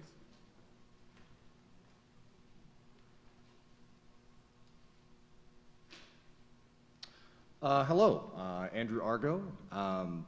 So when I was here last time, my tongue kind of ran away with me. I'm sorry, what? Do you live in the city? Yes, I do. Thank you. Over on Park Street. I'm a little bit more steeled now and a little bit less nervous. To give you a little bit of context, last year I was very much involved in a lot of organizing and activism involving big money in politics. So when I first heard about the Kalamazoo Foundation for Excellence, a lot of alarm bells went off in my head. However, as cynical as I can be about politics, and I think some of you on the commission know, I really do appreciate there has been a concerted and sincere effort to address those concerns that have been there since the inception of the foundation. I've poured through the bylaws and articles extensively. I do believe there are still issues, and we actually, me and several colleagues, crafted a document. I made one for all of y'all up there, and anybody in the public. It's going to be available on Facebook on the Kalamazoo for Revolution page, and I hope it to be kind of a public document that people can edit and add their voice, add their critique and their edits to the bylaws, the corporation, and the foundation itself. So I did want to hit on a couple of key points, and really talking about some of the existent issues that are still persisting. One of them... Sir, let me remind you that this needs to be about the motion that was presented. Yes, I understand that. Okay. And in that sense, what I am basically trying to illustrate is there are still some fundamental issues, and with that, it's very important to have more publication and more outreach via new media, social media, Facebook, Twitter. I think there needs to be a concerted effort to involve and invite heads of organizations, neighborhood organizations, to this meeting. I do appreciate that this was publicized on the website and it was done so with due diligence, but there needs to be, I think, even further work towards making sure that the key citizens of this community are informed about this so that they can inform their constituencies. With the motion, I did want to address a couple of things that were spoken about, and I think Urban brought up the idea of whether contractors can be from outside the city. I would say there should also be a provision in there to prioritize local contractors. I also did want to address what was in there about hypotheticals. Now, that's what I see as the function of this current commission, is to assuage those fears and to address those hypotheticals and safeguard and make sure this these initial articles and bylaws protect and prevent those very fears that I'm sure all of you have heard time and time again about this foundation. So thank you very much, and I will pass these documents up to the... Thank you. Next, please.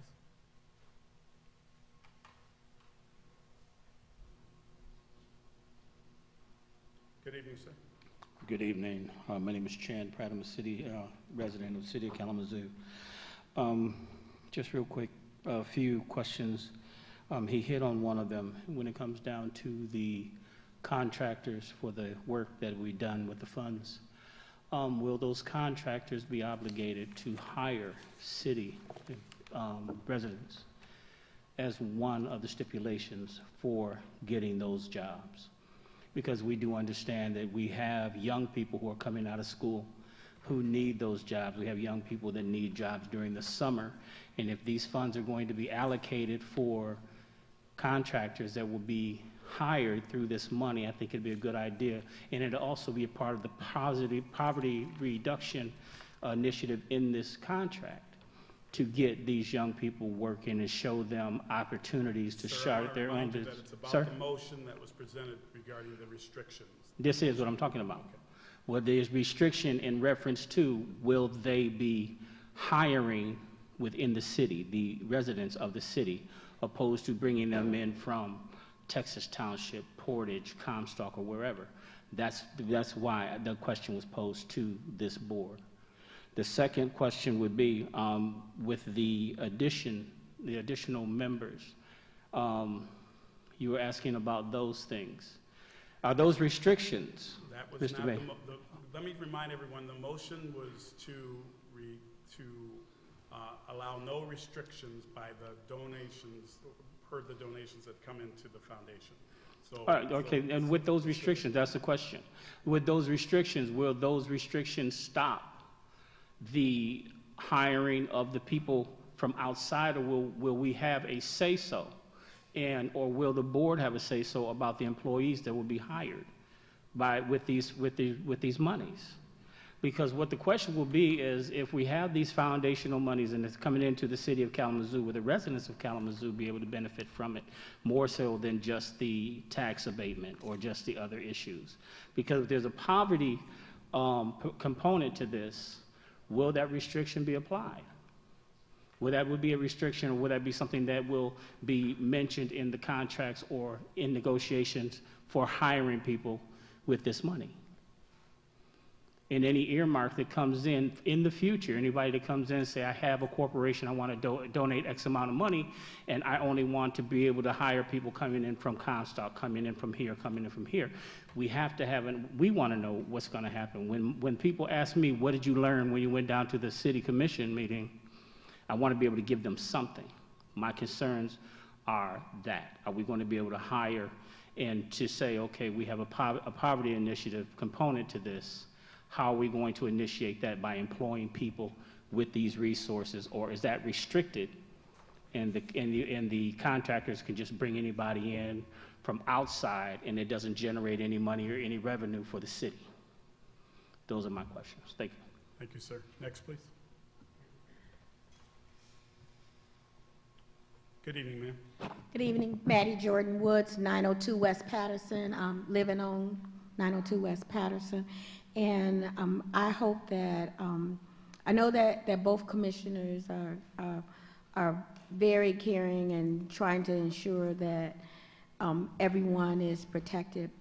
But sitting on the committee and watching our city decrease staff leave because there wasn't funds was just, I was in awe that there would be two people that would step up to do it.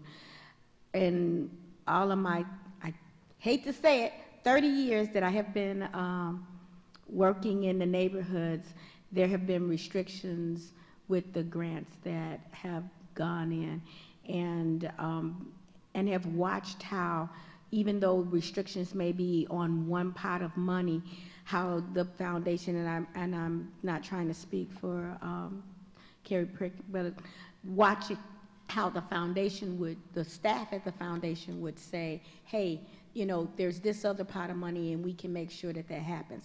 And I just believe that will happen with the way it is set now. So I guess what I would ask is that that you leave it as it is written, and that we move forward, and not to take anything away from the two commissioners that asked the questions. And I'm knowing Mayor Hopewell, no, he didn't mean to slight anyone, but that we've got some young people to take care of, and I think that's what the gentleman was trying to do. But the motion was to either to change it or to leave it as it is, and so I hope that this commission will leave it as it is and we move forward. Thank you.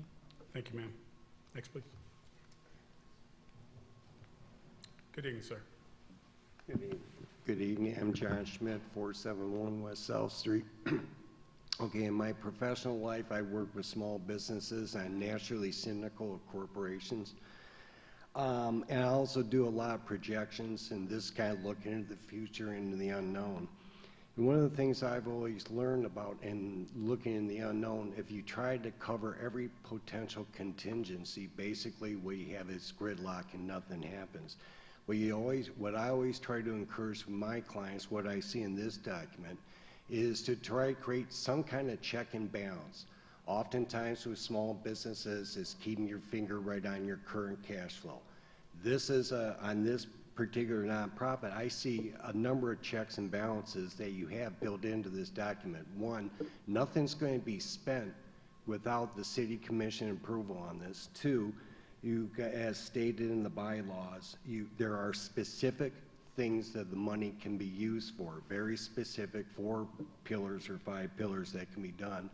As Carrie spoke earlier from the Kalamazoo Community Foundation, the money's already restricted. It can only be spent in the city of Kalamazoo, so there's already a restriction. I would encourage, and I understand where the commissioners are coming from with this motion, but if you're going to try to lock down every potential possible contingency, which might happen in the next 10, 20, 30, 40, 50 years, you're going to have a document that, from my experience in the business world, is not really going to become a usable document. Any document that guides any kind of board, whether it's a corporate board or a non-profit board, once again, you have to have some kind of checks and balances in there, but also try to allow some of the flexibility, because as a 40-year resident of Kalamazoo, 25 years in downtown, 25 years ago, our downtown did not look anything like this, and we were trying to create a document to legislate that. No crystal ball showed this, so I would encourage that the amendment be turned down, whatever, and leave it as it is. I think what you have here provides pretty robust checks and balances to make sure that the money, that special interest groups aren't going to be able to come in and put money in that will fundamentally change the intent, the basic intent of Foundation for Excellence. Thank you. Thank you, sir. Next, please. Good evening.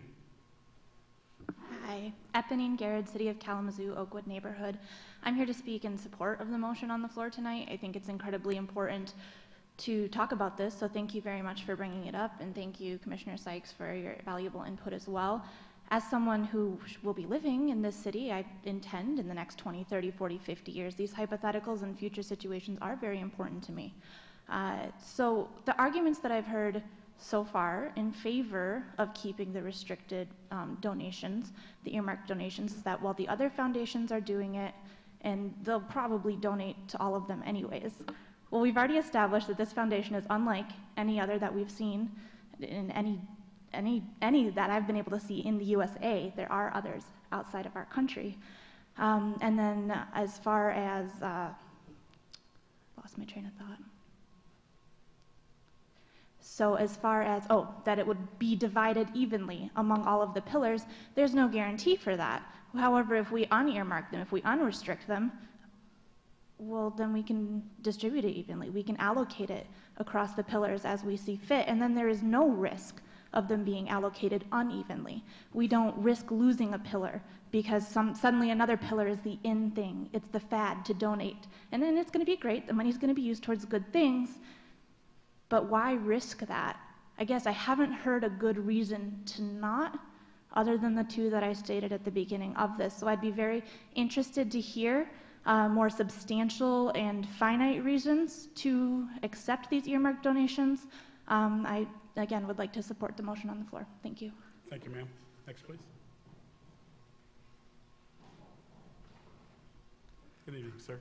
Good evening. My name is Nora Getz. I'm from 323 Douglas Avenue, and yes, I am in the city of Kalamazoo. I think that this is an interesting proposal. I'm still a little bit skeptical about it because some things is missing from this foundation, whether or not we do go forward with the proposal to remove restrictions, is that we still don't have any specific language that let the citizens know where the money is coming from and what the intent behind the money is. I was involved in the list of suggestions that Mr. Argo handed out earlier, and one of them includes for any donation above 500 that we know specifically who they come from and what it's specifically for in the city. I think that absolutely be spent in the city. And on some level, I do understand why we would want to remove more of the restrictions on the funding that we would get. We do want to get, of course, more funding with this foundation than less for our city. And I do think it's a really great idea to maybe spread it out in much needed areas by removing such restrictions. But I think that transparency in where the money's coming from and what it's implicitly for is very important in this process.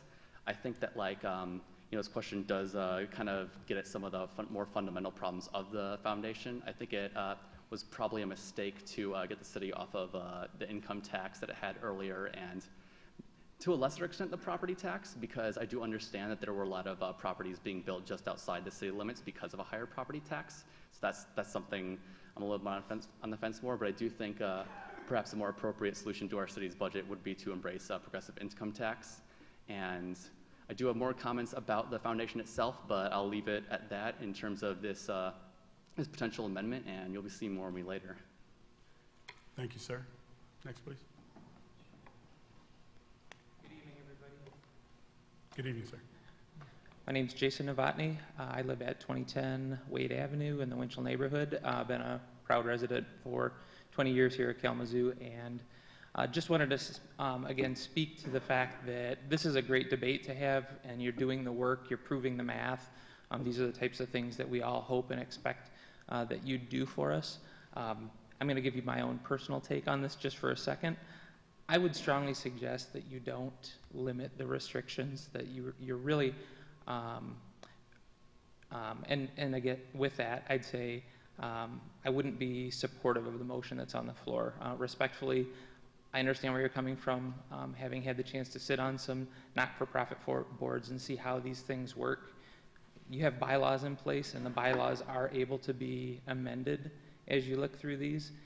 I think that to start off with a certain level of restriction only is going to ask for more to be put in place, and that you have to put your trust in the faith of the checks and balances that are there. I think John and Maddie made some good points, and I'd stand by those points as well, that are realistically starting off with something that's more open, free, and trusting feels better, rather than trying to put some shackles on some things day one and maybe kind of guide them too greatly. So again, I respect the dialogue, appreciate the discussion. Can't support the motion that's on the floor, but did want to speak my piece. And again, think that this is wonderful that we have such a great discussion to have about such a wonderful opportunity for our community. So thank you all. Thank you, sir. Next, please.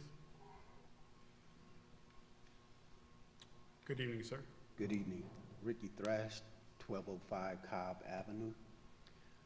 I believe, and I can't speak for the donors, but when they put restrictions on, I believe they did it because they love the city of Kalamazoo. I've been a lifelong resident of Kalamazoo and could have moved anywhere, like any of us. Could have been anywhere probably in this country. You don't just live in Kalamazoo, you choose Kalamazoo. You choose to live in this small town. It's a choice. The donors made a choice to give a gift to Kalamazoo, to have people want to come to Kalamazoo and enjoy Kalamazoo, see the beauty of Kalamazoo, the people of Kalamazoo. I like Maddie and Jason and John, like for the restrictions to remain the way it is. So I want to say that real quick, and I appreciate it. Thank you, sir. Good evening, ma'am. Good evening, Commissioners. Thank you for the work that you're doing tonight. Sherry Welsh. I'm a resident of the city on Cambridge Drive and a business owner downtown. And I'm glad to get the opportunity to come before you and give some thoughts on the motion that's on the floor tonight, which I do not support. I think the idea of taking away the restriction for funds is one that actually might have the unintended consequence of being less desirable to potential donors. As a donor, in the community to a lot of philanthropic causes. What I really like is that when I give my money to an organization, I know how it's being spent. I know the buckets they're going to use it in, I know what their priorities are, and I know where it's going.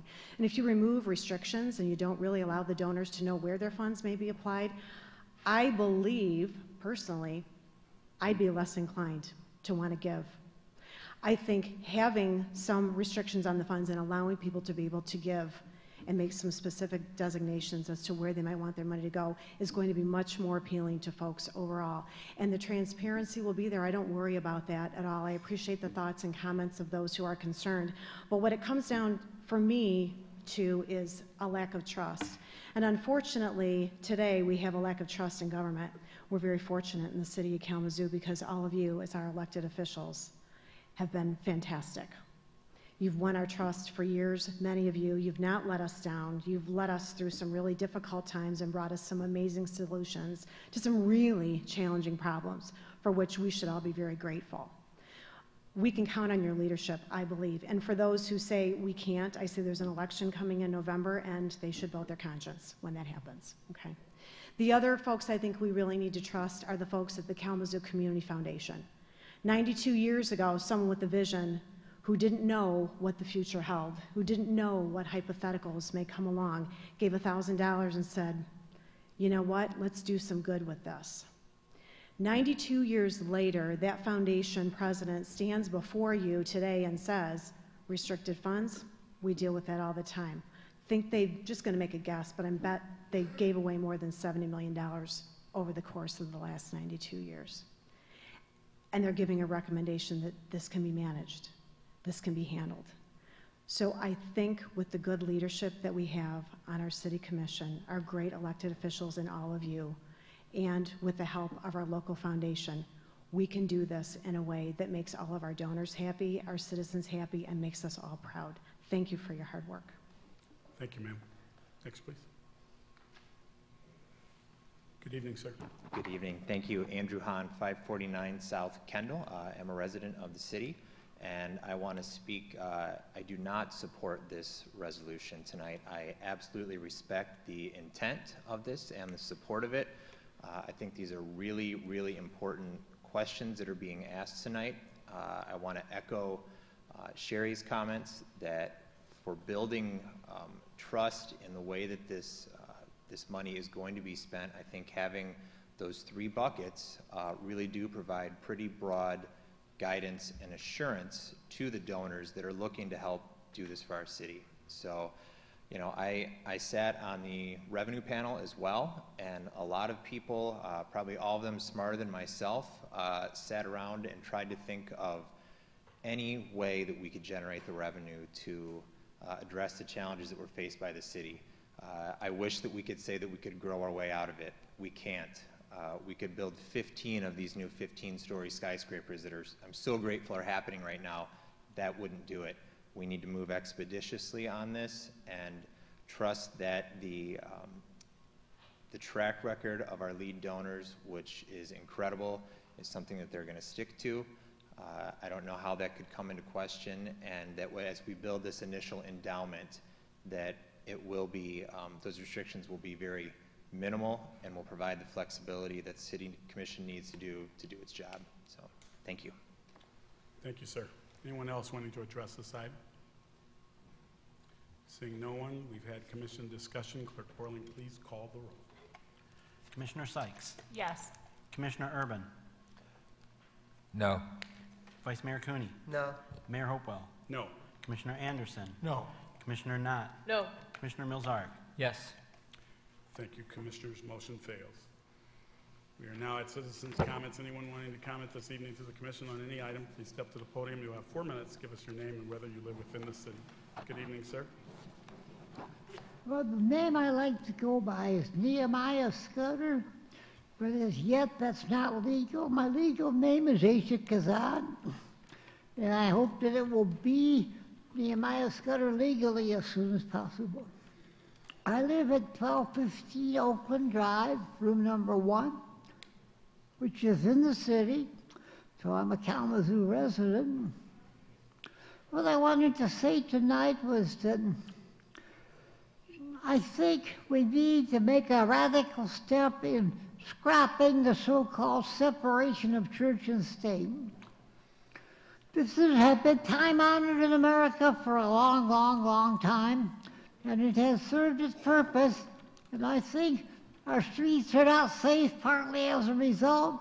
Our families are falling apart, and we need to forget this principle of separation of church and state and try to work together to change things in Kalamazoo. Now, you might say some of the churches are already working on this principle. I don't think so. I've checked out some of the churches and other religious groups here in Kalamazoo, and I think maybe 1% of them are trying to do some of this kind of thing. And the trouble is that on that 1%, they're mainly doing what one of the commissioners called applying Band-Aids to serious wounds. They're not doing what they need to be doing. When you take 1% of 1%, you get one part in 10,000. That's why religion is not working in Kalamazoo. One part in 10,000 is not enough to answer the needs of this city in poverty, drugs, crime, and other problems. And we should realize that and try to up that percentage by a great deal before it's too late. I think that many churches, if they're allowed to do so, would be happy to step into social work that could be constructive. I know of 3 organizations, at least in Kalamazoo, who are doing good things, and all 3 of them try to stress that they're spiritual but not religious. 2 of them are AA and NA, and the other one is the so-called ministry with community that people on the street refer to as the drop-in. The fact that none of these 3 are very concerned with religion as such tells me that maybe we need to get away from religion and try to improve our community otherwise. The separation of church and state has had bad results for religion as well as for those who need to be helped. Religion today in America is a dying cause. People are deserting the churches and doing other things. We don't have a vital, growing, important religious movement in America at this point. We've got some that would like to be like that. Maybe they will be in 20 years, I don't know. But right now, those 3 organizations I mentioned take care and pains to say they're not religious, they're spiritual, and they draw a distinction. And I think if we're going to get somewhere, we need to have a do away with separation of church and state, and work together to improve our community and get back to some fundamental principles. Thank you. Thank you, sir. Next, please.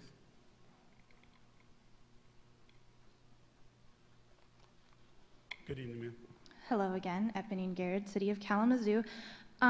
I would like to specifically talk about in the bylaws section that we have here for the Foundation of Excellence, section 4.02, part B, number 7, items A through H, found on page 5 of the draft of the bylaws. I feel like I could have picked a lot of sections of what's been drafted so far, and I do have to give you credit, Attorney Robinson. I know this is a huge task.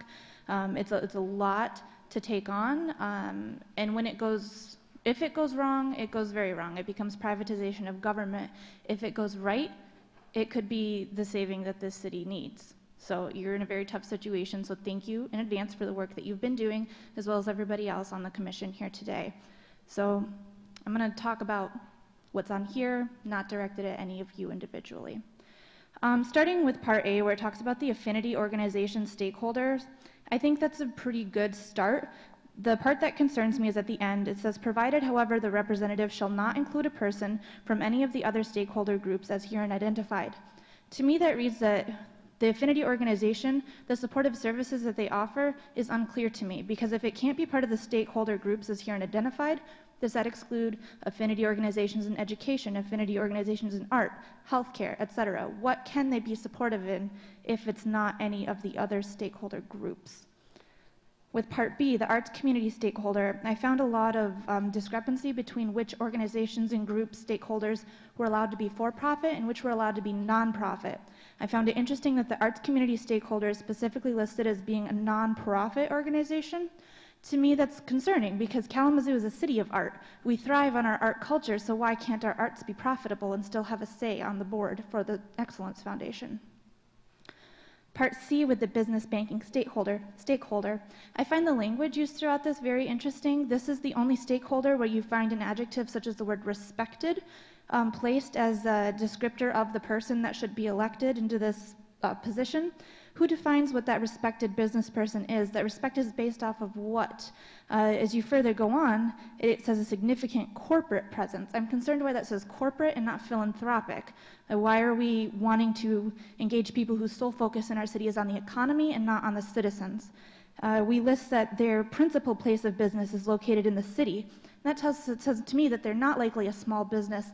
Generally, if you're not a small business, if you're a large corporation, you're putting profit over people. Those aren't the kind of investors that I'd like to see having stakes in our foundation. As far as education goes, we get into that hairy area of privatization again. You specifically include private educational institutions as well as public. How do we have safeguards providing which aspect of education is getting which allocation of money? Similar situation in Part E with the faith-based organizations. You have included one stakeholder for faith-based. From which faith? How do we have safeholds in place to ensure that every religion is being represented by this one stakeholder? From which kind of church? And as was said before, it is my understanding that this is in lieu of an income tax. So why would we be using money in this foundation that we wouldn't be able to use if it was coming from the taxpayers? That's a concern to me. Very quickly, I know I'm running out of time. F, with the healthcare stakeholder, it lists major providers of healthcare, only major providers. That to me sends a red flag to women's healthcare and mental healthcare. They're not often listed in major healthcare. They're generally oversights. G, the housing sector stakeholder, it lists for-profit entities for affordable housing. That is an oxymoron. There's no such thing as a for-profit housing industry trying to make affordable housing for the people. If they were, they would not be for-profit. And then finally, I'd like to know why an organized neighborhood association is a requirement for the neighborhood stakeholder. Thank you very much.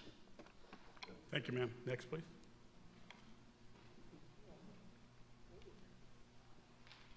Good evening, sir. Good evening, Mayor. My name is Nathan Dannison. I live at 604 South Rose Street, and I'm a resident of the city of Kalamazoo.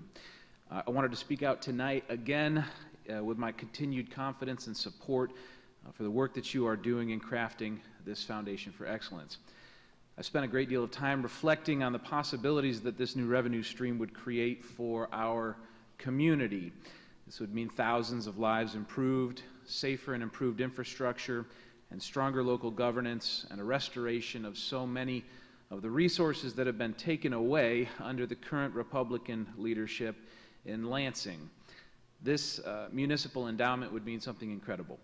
It would mean that for the first time in my estimation and understanding, average citizens like myself would be able to have a direct say in how philanthropic foundations invest the money that they're entrusted with. This is one of the reasons that I enjoy so much participating with my finances in my community of faith. As Congregationalists, we all have a say in how the resources are used. This foundation might mean something similar. Now, it's a fact that ours is a city that's filled to bursting with generous philanthropists and very generous people.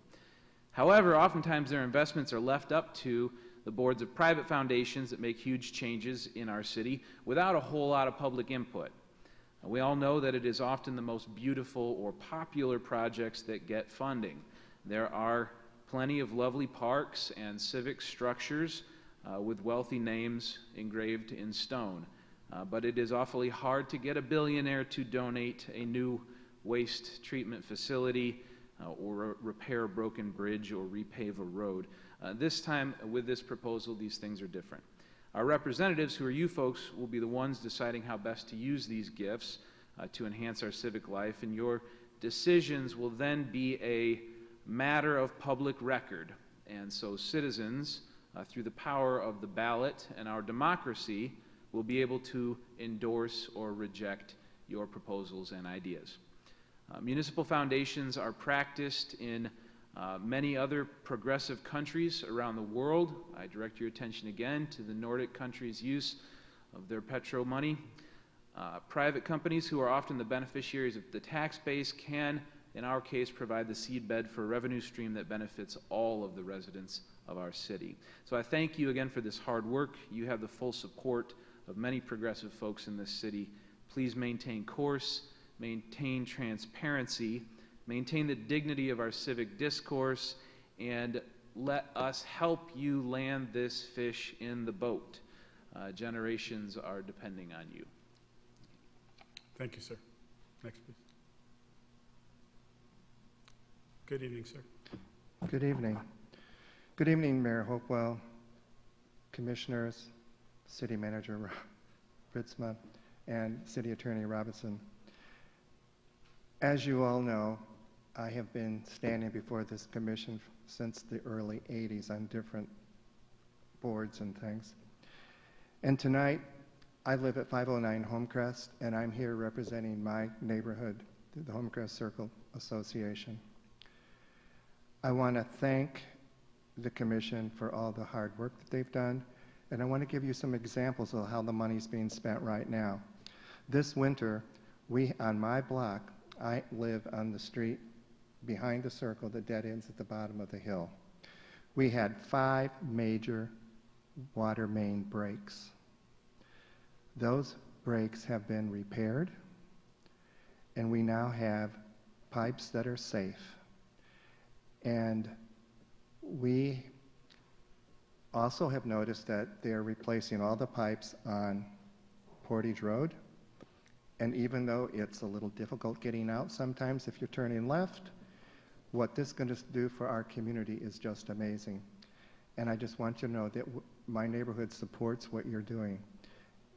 And I would just want to thank you all once again, and thank you very much. Thank you, sir. Next, please. Good evening, sir. Good evening. My name is Mark Schauer, proud resident, new resident of the city of Kalamazoo, 4436 Old Colony Road, Southwest Edge neighborhood. Mayor Hopewell, members of the commission, it is an honor to be here. It's a deja vu moment for me. Over 20 years ago, I was a city commissioner in a smaller community just east of here. I had the pleasure of working with city manager and city attorney, and it's good to see they're continuing to provide quality service to this community. I intentionally chose Kalamazoo for a number of reasons. If you know my address, it's on the corner of Old Colony Road and Kilgore. I'm on the north side of the street. I chose to live in the city of Kalamazoo because it's a progressive, inclusive community with a vision. That's why I decided to come tonight to support your work in the direction that the documents put forward in creating the Foundation for Excellence. I believe that the Foundation for Excellence, like the Kalamazoo Promise, is another example of what makes Kalamazoo a special place and why my wife and I chose to live here. I've read the Articles of Incorporation, draft form, the draft bylaws. I believe they protect the people of this community and protect that vision. I think the foundation is an amazing gift, an amazing opportunity that will stabilize the budget, promote regional collaboration, make Kalamazoo more competitive by lowering taxes, embed community engagement in a meaningful way, and to me, most significantly, attack intergenerational poverty. What you're doing, in my view, is a responsible approach that really does engage the community in a meaningful way and accepts a mammoth gift that's going to get bigger. It positions Kalamazoo, again, as a beacon for other communities and other cities, and most important, moves my new hometown toward becoming a more just and equitable community. So I'll close, and I was inspired by the words earlier by a representative of Isaac, and they quoted Dr. King a little bit. And Dr. King said the moral arc of the universe bends toward justice. However, I believe it's our job to lean in and bend it. And I believe that the work you're doing as a commissioner and your talented staff in support of so many collaborators in the community, like the Community Foundation and others, are bending that arc forward. Thank you. I urge your continued support. Thank you. Thank you, sir. Next, please. Good evening, sir. Good evening. My name is Zachary Laster. I live in the city of Kalamazoo. Hopefully I'll be done in 50 seconds. Okay. I was planning on actually being really short tonight. Congratulations, Commissioner Sykes, on getting married.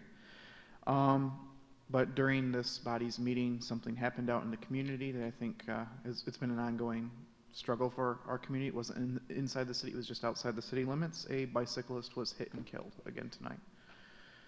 So I just wanted to say that that's something that I know we've struggled with in the community for a while, and it's obviously still an issue, and hopefully we can work on finding ways to better address this. Thank you. Thank you, sir. Good evening, ma'am. Good evening, Commissioners. My name is Barb Miller, and I'm a city resident. I just wanted to come up and say that I support this Kalamazoo Foundation for Excellence initiative. Thank you very much for getting it going.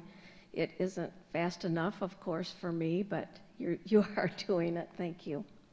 To me, this gift is nothing but net. It's good for Kalamazoo, and it's good for its residents. Most people in Kalamazoo are excited about this proposal. Unfortunately, they don't usually show up at these meetings. They just assume that everything's going to happen.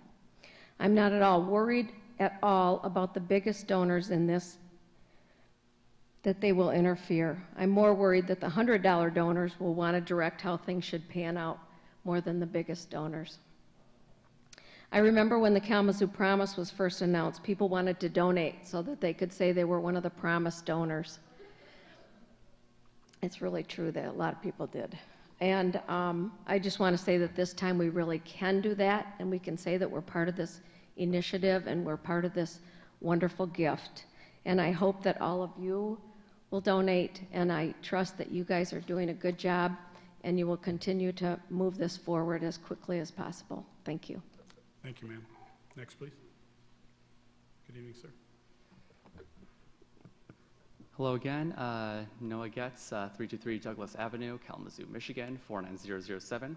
I think that there is a lot of potential for this foundation to do good in the community. I've talked about this before, although there's still some lacking specific stuff in the bylaws and the charter about how it's implemented. First of all, I noticed that the commissioners during this meeting and last meeting have brought up some very important concerns that I'm glad we're having open discussion about. But there's still for example, I noticed that the edited version of this new draft that came out compared to the last one no longer relies specifically on the Kalamazoo Community Foundation. I was having a hard time understanding what their involvement was beyond that, and it does reference to some sort of third-party government structure. I would like to request that this third-party structure could be directly elected from the citizens of Kalamazoo. I think that we should have a say definitely within who gets on this board of directors for the foundation. Otherwise, there's it seems relatively far removed otherwise from what we might be able to control as citizens over our own city's budget through the foundation. Another concern, like I've said before, is there's no specific language in the document requiring that there's a public record of donations. I've also noticed, very disappointingly, that there's not enough notification for the citizens of Kalamazoo itself, not really enough in the news and the social media and making sure the citizenship of the city of Kalamazoo is fully aware of this. So I think that outlines my main concerns. I think most importantly is perhaps the ability for the citizens to more directly choose the board of directors for this foundation. That would, I think, get rid of a lot of my, main problems I have with this.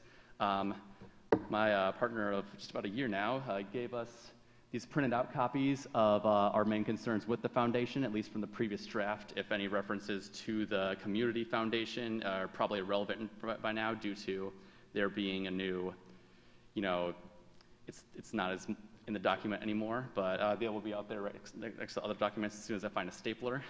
And on an unrelated note, I'd also like to congratulate Commissioner Sykes for getting married.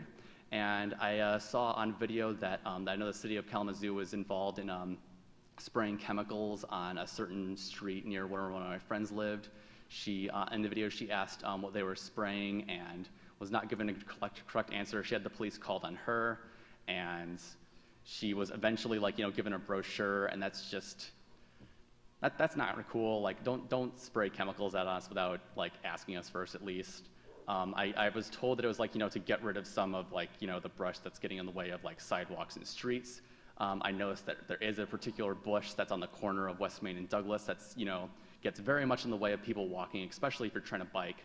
And I guess on the subject of, keeping our bikers safe, we will want to make sure that our sidewalks are, more smooth and biker friendly, as well as making sure there's not too many branches or bushes in the way of bikers in order to give them safer transportation and to encourage bike transportation as a whole in order to help cut the city's carbon emissions in accordance to the Paris Climate Accords. Again, we'll have these just outside the city commission room, whatever this is called.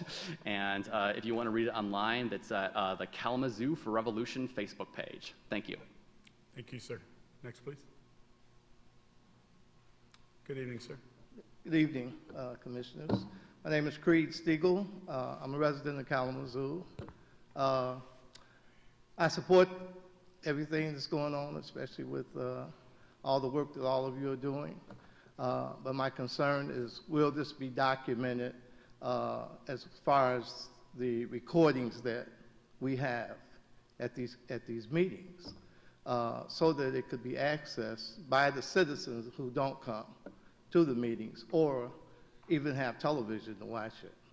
I'm not aware whether the library has these meetings available, or YouTube, or anything.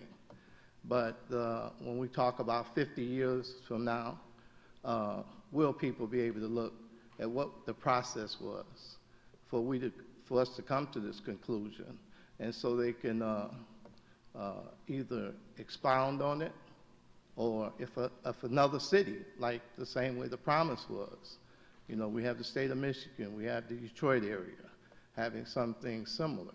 But if they can see what the process was for us to come to some type of an agreement that even amendments can be made to this. There's nothing cut in stone when you begin any type of project.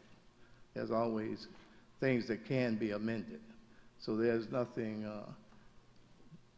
that this commission can do, or the citizens, but to accept it as it is, and as the board is formed, try to pick people who can be open-minded enough to work with one another and not let it get out of hand where it's not allocated properly. But that could only be done, as I can see it, if it's documented recordings where it can be available to the public, so when they come to the meeting, they can have some say-so and not try to just listen in one setting and try to find out how to catch up with what happened originally. What was the purpose of this foundation? To come up with some money so that the city doesn't have to begin this taxing. So many people don't know that you don't pay taxes in Kalamazoo. People work here without supporting the roads or any of the maintenance of the city. And it's all left to the residents of Kalamazoo. But this would give some type of relief. I've always had this concern about the city property on Cedar becoming a school for the trades. And I think that it's time for this city to have a building trade school where we can have something for the youth to get involved with, other than a university where they teach teaching and nursing or whatever. I think the trades is needed and will be needed in the future. Thank you. Thank you, sir. Anyone else wanting to address the commission this evening? Seeing no one, we are commissioner comments. Commissioner Mozart. Thank you, Mayor. Just really wanted to thank everybody for coming out tonight. You know, particularly in regards to the discussion, I really want to thank my colleagues up here at the dais and folks who came out. You know, whether we agree on items or not, it's vital that we have the conversation, and I'm glad we were all able to have it. Yeah, that's all. Thank you. Thank you. Commissioner Urban? I echo Commissioner Mozarik's appreciation of the discussion. I must say that I feel that I've learned. I know more now than when I came to this meeting, and the information came from the city attorney, and it came from my colleagues, and it came from members of the audience. So when I'm learning, I'm feeling good. And so thank you. Thank you, Commissioner. Commissioner Knapp? Thank you. So I want to start by saying welcome to Kalamazoo, Congressman Shower. I was in D.C. 2 weeks ago for Votorama, and I thought of you frequently and all the good work that we did in 2009 and 2010. So good to see you here tonight. It's been, 6 days since we had an explosion of activity in our Kalamazoo neighborhood, starting last Tuesday with National Night Out. For the third year, Commissioner Hall and I, Tracy Hall, we did the road show. We did not get to all the neighborhoods, but it was really exciting to be on the north side and the east side in Edison. Maddie snuck out, but I wanted to congratulate her on 30 years of service, and while at National Night Out last Tuesday, I got to mix and mingle with some of those young men that are talking about creating a laser tag business. So great stuff happening on the north side. Then on Friday, in the rain at Art Hop, we celebrated Edison's Inside Out project. If you haven't been down to Washington Square, I implore you to get down there right now because it is amazing. So a shout out to Tammy Taylor and Fran DeWhite and anybody who had their hands on that project. And then finally on Saturday, a number of us went down to the Mothers of Hope 10th Annual Family Reunion. It was packed. If you weren't in the park, you were missing out. There were hundreds of kids and families. I saw several of my colleagues that were up here, and it was just a banner home run event. So congratulations to everybody involved. It's been a really thrilling last couple of days. Thank you, Commissioner. Commissioner Sykes? Yeah, I know we've been here for a long time. I want to touch on a couple of things, probably more than you guys want me to, so apologies in advance. First, I want to stop for a minute and offer condolences. It sounds like one of the speakers referenced somebody who lost their life during this meeting, and while I don't have any details or know anything about it at all, but want to send my condolences to the family and the loved ones who've lost somebody tonight. Anytime we lose life, it's deeply sad. A couple of things. I heard President Pickett Irway, and she's gone now, but she talked about our goals for diversity and representation being highlighted in the documents and how that is important. And I know it's in here, and it says diversity of perspectives, and but I wonder, and just sort of putting this out there for consideration, for thought. I wonder if there's also can be some specific language around identity, right? Racial identity, and that sort of diversity as well. So just a thought, putting it out there. Also, whether or not there is some value in making sure that folks have implicit bias training, so that we're not just relying on, the hope that this is set up in a way that folks are, I don't know. I don't know what I don't have the words exactly, but I wonder if training is best beneficial for folks engaged in this work. There was a question from a gentleman about residents being employed by folks receiving restricted funds, and I think there was a little bit of a misunderstanding about what we were talking about, but it brought up an interesting point for me, and that is, if we're gonna have folks on this board that are on this board because they're stakeholders, because they do some sort of business, run a business, whatever, CEOs of Borges Bronson on this board, is there some room then to make sure that the organizations they represent do hold to a certain percentage of hiring within the city? I don't know if that's a thing that's possible to be done, but I wonder if that doesn't warrant some investigation, at least, some looking into. There were some questions about where funds are coming from, and I'm just curious, I don't know the answer to that, whether or not there is any sort of reporting on where donor funds are coming from. I do want to highlight the fact that the Open Meetings Act applying to this board is really valuable, and I really appreciate that. I wonder if that extends to figuring out where donations are coming from. I do want to just, note that I appreciate some of the comments about businesses and nonprofits. I'm going to remind us all that this is city government, this is not a business, this is not a nonprofit, and I know it is none of our intention to make it so.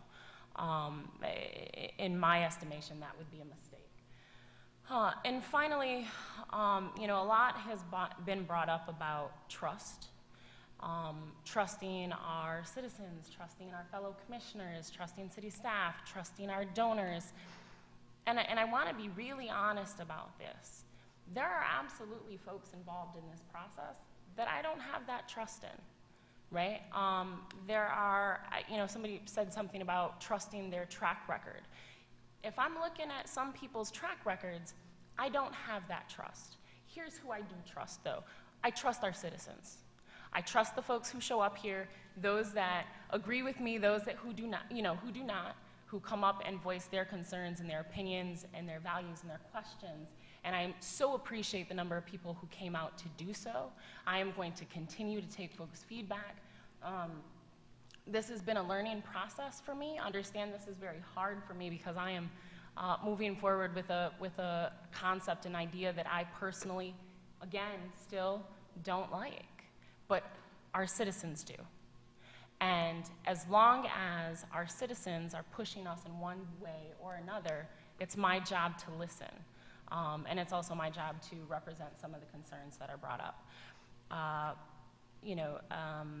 Finally, Aaron, Commissioner Knott, listed a whole slew of events over the past week that I missed, unfortunately. Celebrating my wedding and my honeymoon. But as much as I drill down on these specific details that I have concerns about and these specific questions that I want us to explore further, I think exactly what Commissioner Knott said highlights the community that we live in and why this is such an amazing place and why we can move this forward in the right way, because we are a community that cares about all of these details and all of these conversations. And with all of these hypotheticals, we're going to get there. And I appreciate that. So thank you for the reminder of what an amazing community we live in. And thank you all for your input. Thank you. Commissioner Anderson. Thank you, Mayor. Seems like I've done this before, but I would like to do this again tonight. And that is this. I think it was now close to a year ago where this proposal came before us, this idea. And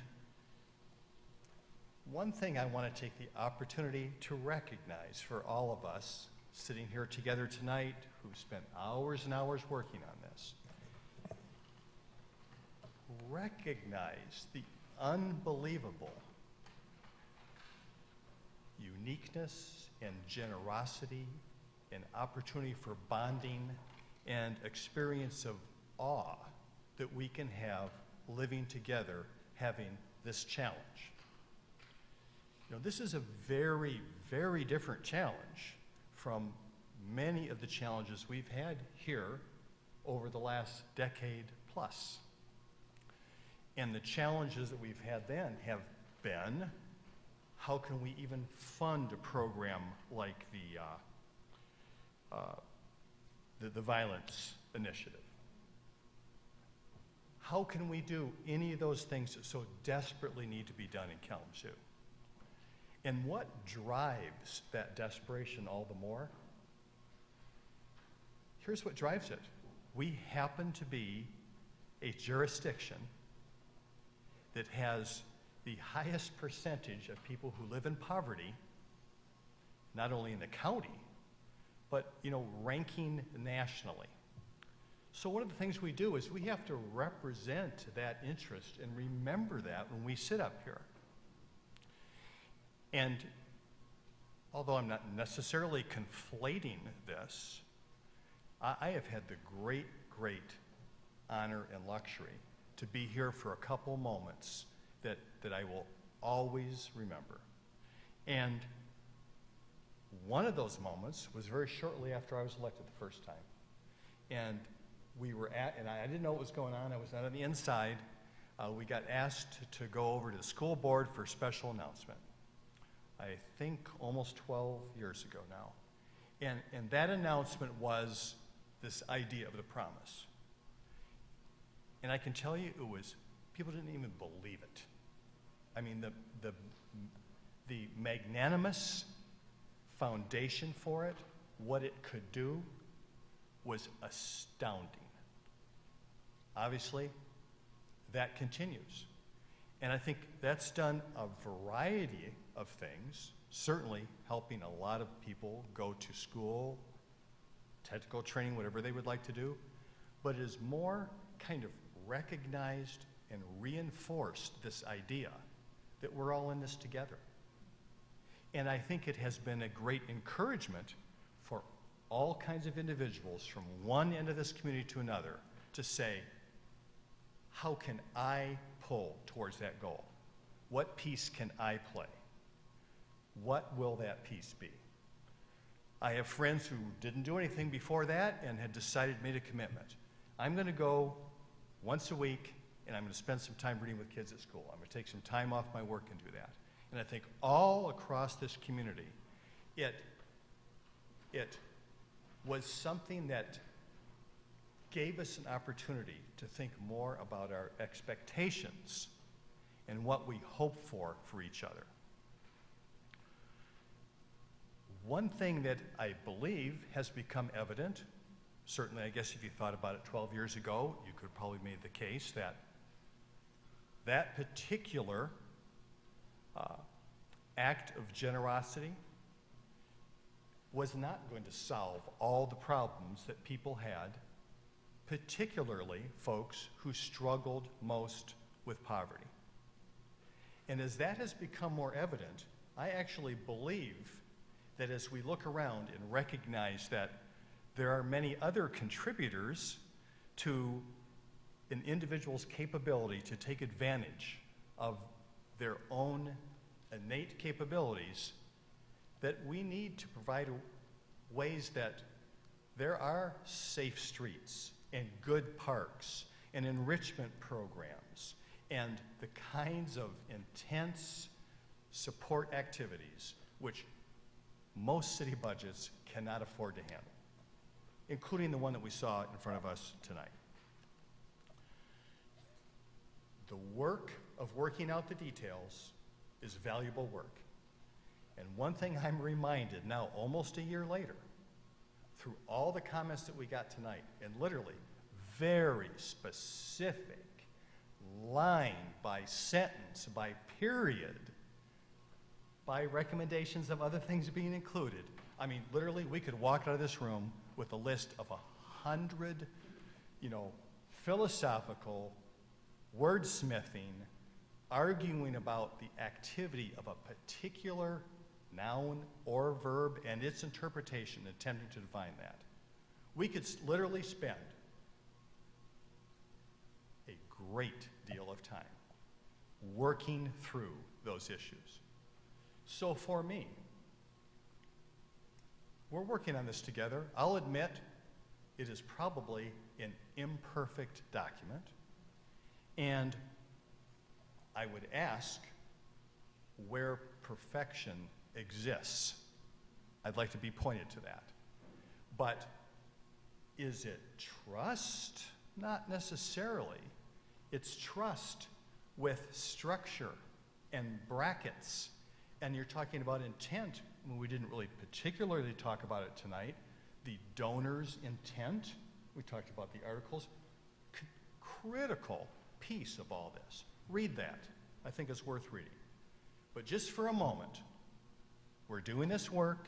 We may disagree about some things.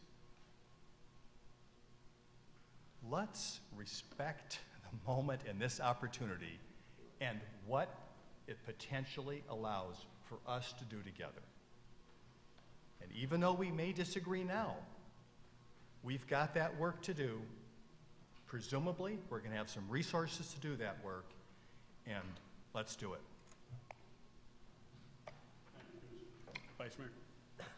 Thank you, Mr. Mayor. My remarks are going to echo Commissioner Anderson's a lot. I think it's really important that we keep our eyes on the prize. I just want to say that in my 20 years on the City Commission, I have seen businesses locate a half a block outside the city because they can't and they don't want to pay the taxes that we have in the city. This great gift is going to change it. In my 20 years on the City Commission, I have seen us go from 916 full-time workers to 632 full-time workers and expect them to do the same job because we don't have the money to do that. This is going to give us the money to help our people, first of all, not to go crazy with having to do too much, but be able to keep our staff intact and do what they need to do. And thirdly, and most important to me, we got a lot of people hurting in this community. And here we have this wonderful gift that's going to enable us to do something for those people. And it's already doing something for those people. This summer, we were able to hire, instead of 115 kids working for the summer, we're able to hire 350 kids. We were able to take 26 of those young people who are older, 17 and 18, and not even require that they work, but put them in a career training program. And at the end of the summer, they're all going to get certificates in the area that they were working in, what they were learning in, and they already have jobs for them for the fall. We couldn't do anything like that before. This is a wonderful gift. We can get lost in the details, but the most important thing is, thank God, we got this great gift for the city. Thank you, Vice Mayor. I'm going to try to make my comments quick. First, tomorrow at, I believe it's 6 p.m., our old fire station downtown, 116 West Cedar, we're doing Imagine What This Could Be. So if you have an interest in a structure in our downtown and what it could be, we'd welcome you coming. Everyone's welcome to give their inputs and thoughts and what have you regarding what could this amazing structure become in its future. So please join us for that. I guess I want to rest in the realm of this word trust for a second. And I know we have one more meeting, and I didn't want to get into this that much, but I've been up here a while, and I've worked with one of you for a lot longer than anyone else. And is often my litmus regarding social justice and how we take care of people in this community. And so I trust him. But moreover, I trust the people that have placed people up here. See that? So I trust people, but I trust that you have asked your representatives to move your community forward. And that work is not always easy and simple, and we're not always going to agree, but we lose sight sometimes. I understand people come and talk, but not every person is at this podium. I appreciate the folks that have come, and knowing tonight that we had positive and negative. So when we talk about trusting citizens, it can't just be in the realm of what we would prefer that they say that brings skepticism or what have you. It's got to be the whole gamut. That's why there were changes made. That's why there were offerings by commissioners. But you're right, we're not going to get it every piece. And there's pieces of understanding that we aren't going to be able to have everything because we have to have the board having opportunity to do their job. You know, the groups that we have there, the Community Foundation or another body, and the reason it's another body because the Community Foundation hasn't fully vetted everything with their board to say, we're going to do this, but they're going to have the opportunity to guide those discussions of whether it's business, affinity groups, or whatever, and dig into who you are and what you represent. And their core mission is equity within our community. We got to have some trust that we have people that are looking out for that work. If I didn't have trust, I don't know that we have police officers that are patrolling the streets that when I call 911, someone responds to that fire. I mean, we could be skeptical about all the work that we do. We have a budgeting process every single year, and I say this all the time, that's where we set our priorities. Would welcome you to be there, those of you that have not been, because that's where we set the priorities. That's where we talk about how do you fund public safety, to recreation programs, to youth employment, to all of those things. And if you're going to be a part of a body, whether it's a body of this dais, or if you're going to be, when you ran for Congress or what have you, somehow you're going to have to figure out all those nuances that are about building consensus. You're not going to have every single detail that there is to have, because there's no perfect work, as I heard from one of our folks today. So I trust our community foundation. I trust our philanthropic community. Oh my gosh, some of you have worked for organizations that receive grants from the community foundation now. And you accept those grants or those organizations, because that's our community foundation that's doing it, but where did that money come from? I've given money to the community foundation. I don't know if you got some of that money, but I've given. And there was a guy, as we heard, $1,000, W.E. Upjohn, who started this whole thing, and he started a corporation. So a corporation that has supported our community foundation, that has supported great work in this community, has supported our school systems, and no perfect corporation exists. But I bet a lot of that money that people receive from that community foundation came from individuals that gained their wealth, did all of these things, and have created a civic theater, a KIA, a Kalamazoo Promise. Interesting to me. No perfection there, so I'd encourage that if you can't trust or you don't believe that philanthropy can be an impact, I'm assuming if you have children in this community go to KPS, they're not going to take the promise. I'm assuming that. I have to trust in these two gentlemen that work hard every single day and work for you, that have listened and heard what you've said and worked and gone and applied and created and changed. I've sat in the room with these donors. Not one person in that room is perfect, not one of us. But they all of us have a heart for Kalamazoo. All of us believe that we can move and grow and design a community that is impactful and contributes to everybody. Donors that said, we need to work on generational poverty out of their mouth. And so I'm sorry I'm being this intense, because we can question the dots, the details, or whatever, but the intent I know is true. And believe me, those donors are not just donors, they're going to guide and work and hard to ensure that our core principles that we all establish together, ensuring that there's dollars to do the work that we set on this journey. That was their commitment, and I believe it will happen. So skepticism, I get it. But sometimes when we call in to question, at least for when we do it as a body up here, as individual commissioners, and we've done it interestingly over the last year, some targeted comments and statements to media and whatever, puts these guys in question, which I think they work so hard every single day to do the right things. And I will defend them to the hilt.